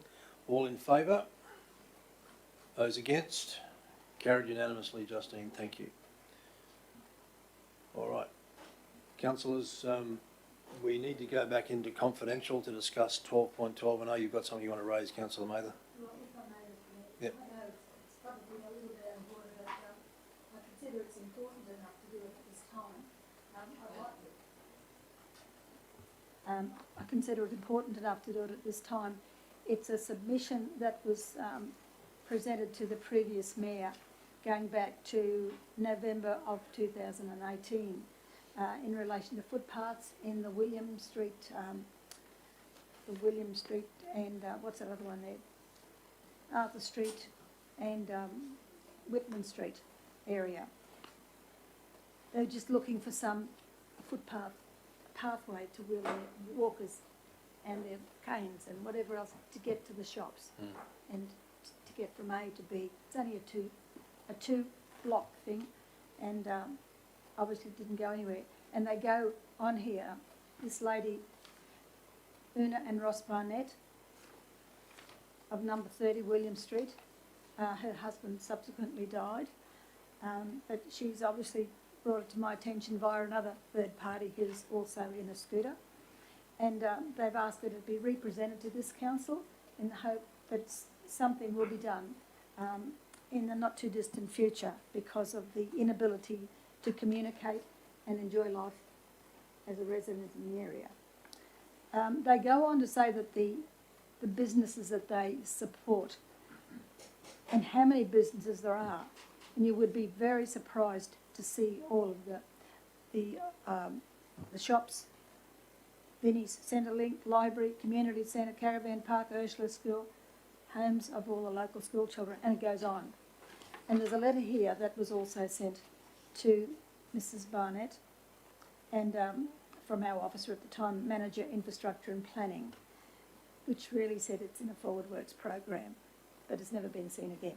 So I'd like to submit that, Mr. Mayor, to this council and perhaps get a report back at some stage as to Right, so what the plan might councillor, be. you, pardon me, are you moving a motion that we I move receive this? that the council received the submission from Mrs. Barnett Yep. of 30 William Street, and officers be asked to present a report in due course, please. Yes, Mr. Chair. Well, I think the acting CEO makes a good point, councillor. I mean, ultimately, it's not really not what I'd call urgent business. We will actually just receive this as through the normal process, if that's okay with you. Yeah, I'm happy with that. And we just won't actually minute this, Justine, in that sense. So it just needs to be basically received. We'll deal with it through the normal customer If we could request get management something back system. from Yeah. officers, because Yeah. it's sure. obviously gone into a bottom drawer somewhere, never to be seen again. Yeah. And they've got roadworks down there. There are roadblocks everywhere, so they're restricted as to where they go and who might be whizzing around the corner. And while we did a couple of blocks that afternoon, just walking, looking at the footpaths themselves, and we did that, it was just before dark, and there were a lot of very uneven, broken, you name it, and they're a nightmare. They're actually dangerous for anybody, any able-bodied person to go on them. So I consider it is rather urgent for people who are disabled. Unfortunately, councillor, there's a few places around that. Yeah, well, like this that. is right in the middle of our town. That's the thing. All right. So, councillors, we'll just... Sorry, Mr. Mayor, yeah. just for the benefit of obviously the councillors and the community, I believe that there's funding in this capital program for works on roads around there. I know Cordingley Street, Arthur Street was a project that's been assessed, and I know that we've looked at as part of the capital program. I can't bring it up on the budget papers right now because I'm unable to find the capital program. But also knowing that, you know, I think we're spending close to $1 million on footpaths around the Shire this year, and have spent money in each and every year working on footpaths. Ultimately, footpaths are a legacy of generations of councils, not any one in particular. And as this footpath is a priority for this resident, all the footpaths that have been done in recent years will have been priorities. And I just think it's important not to fear that something's been lost and hidden, but rather that it's simply a matter of, as we work through the requests of the Capricorn Coast Equitable Disability Group and the requests that we received from Bug and others, that council has made a conscientious effort to always be working on and trying to support people and having access to the community. I agree with that, Mr Mayor. This lady's not just for her, but for all of the aged people in the area, because they're all on the same page. And they are doing upgrading to roadworks there and drainage as well. So there are big works going on. There have been detours there for a long time. I'm aware of the detours, Councillor, and also my memory isn't good enough to be able to recall the exact capital works program around that part of town, but the acting CEO will no doubt check that out. All right, councillors, we might procedurally move into confidential to discuss 12.12, the detail around some of those reserve prices. Okay, moved, Councillor Mather. All right, seconded, Councillor Friend.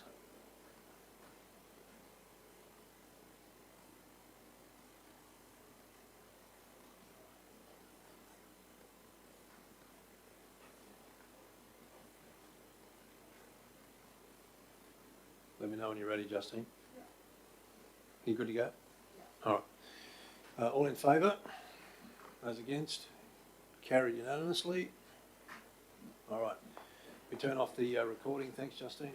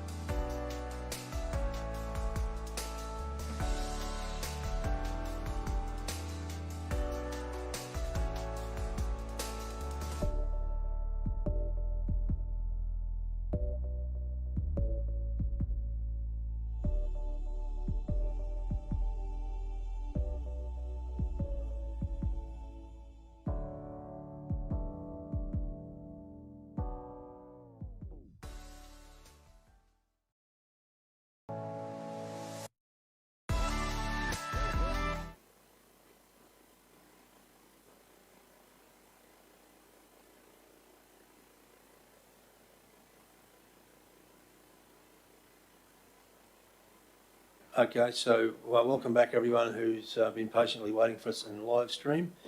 Procedural motion now is that we raise this matter from the table for consideration now. Moved, Councillor Hutton. Happy to do so. Thank you. So you still with us, Justine? No, take your time.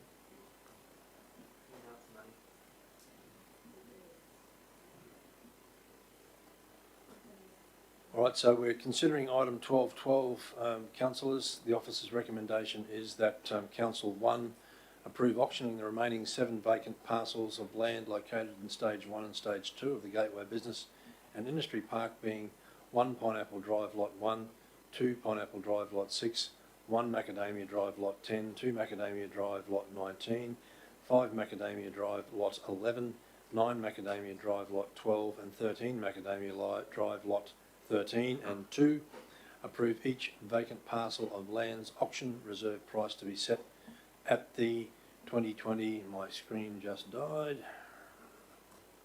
at the 2020 market valuation appraisal price. I vote, sorry, beg your pardon, yep. All right. All in favour for the procedural motion to lift the matter off the table? Thank you. And happy to move the motion if you like, Mr Mayor. Thank you, Councillor Hutton. So Councillor Hutton is moving the officer's recommendation. Can I get a seconder, please? I'll second it.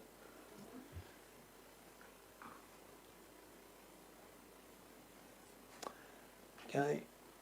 All right, Councillor Hutton, would you like to speak to the report? No, thank you, Mr Mayor. Okay. I don't need to speak to it either, so I'll just open it up for comment. Councillors, anyone wish to speak to the resolution?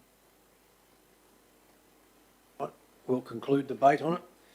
So we've got a mover and a seconder in Councillor Hutton and myself. So councillors, all in favour of the resolution? Those against? Councillor Bello, is just your vote recorded against, Councillor?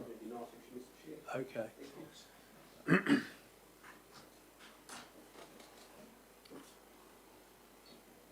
All right. So, Mr. Acting CEO, we're now breaking for lunch. A quick. All right, refreshment break. Procedural motion. Well, actually, we vote to a break. We'll have a break. Moved, Councillor Mather. Seconded. No need. Procedure motion. All in favour? Thank you. Good break. Turn off the live streaming again. Thanks, Justine.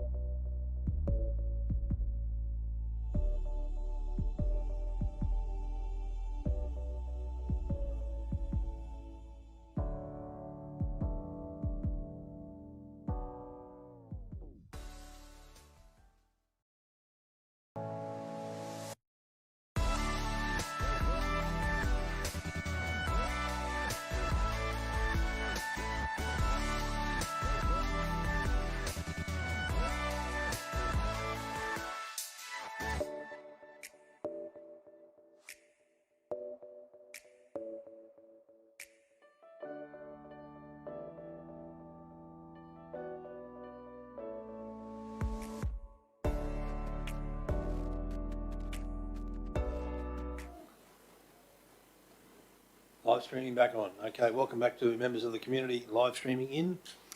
Returning from a break, councillors, given that there's no further business to discuss today, thank you for your time. Thank you for members of the community who've tuned in, and wish you a good afternoon. Thank you very much. Thank you, Mr. Mayor.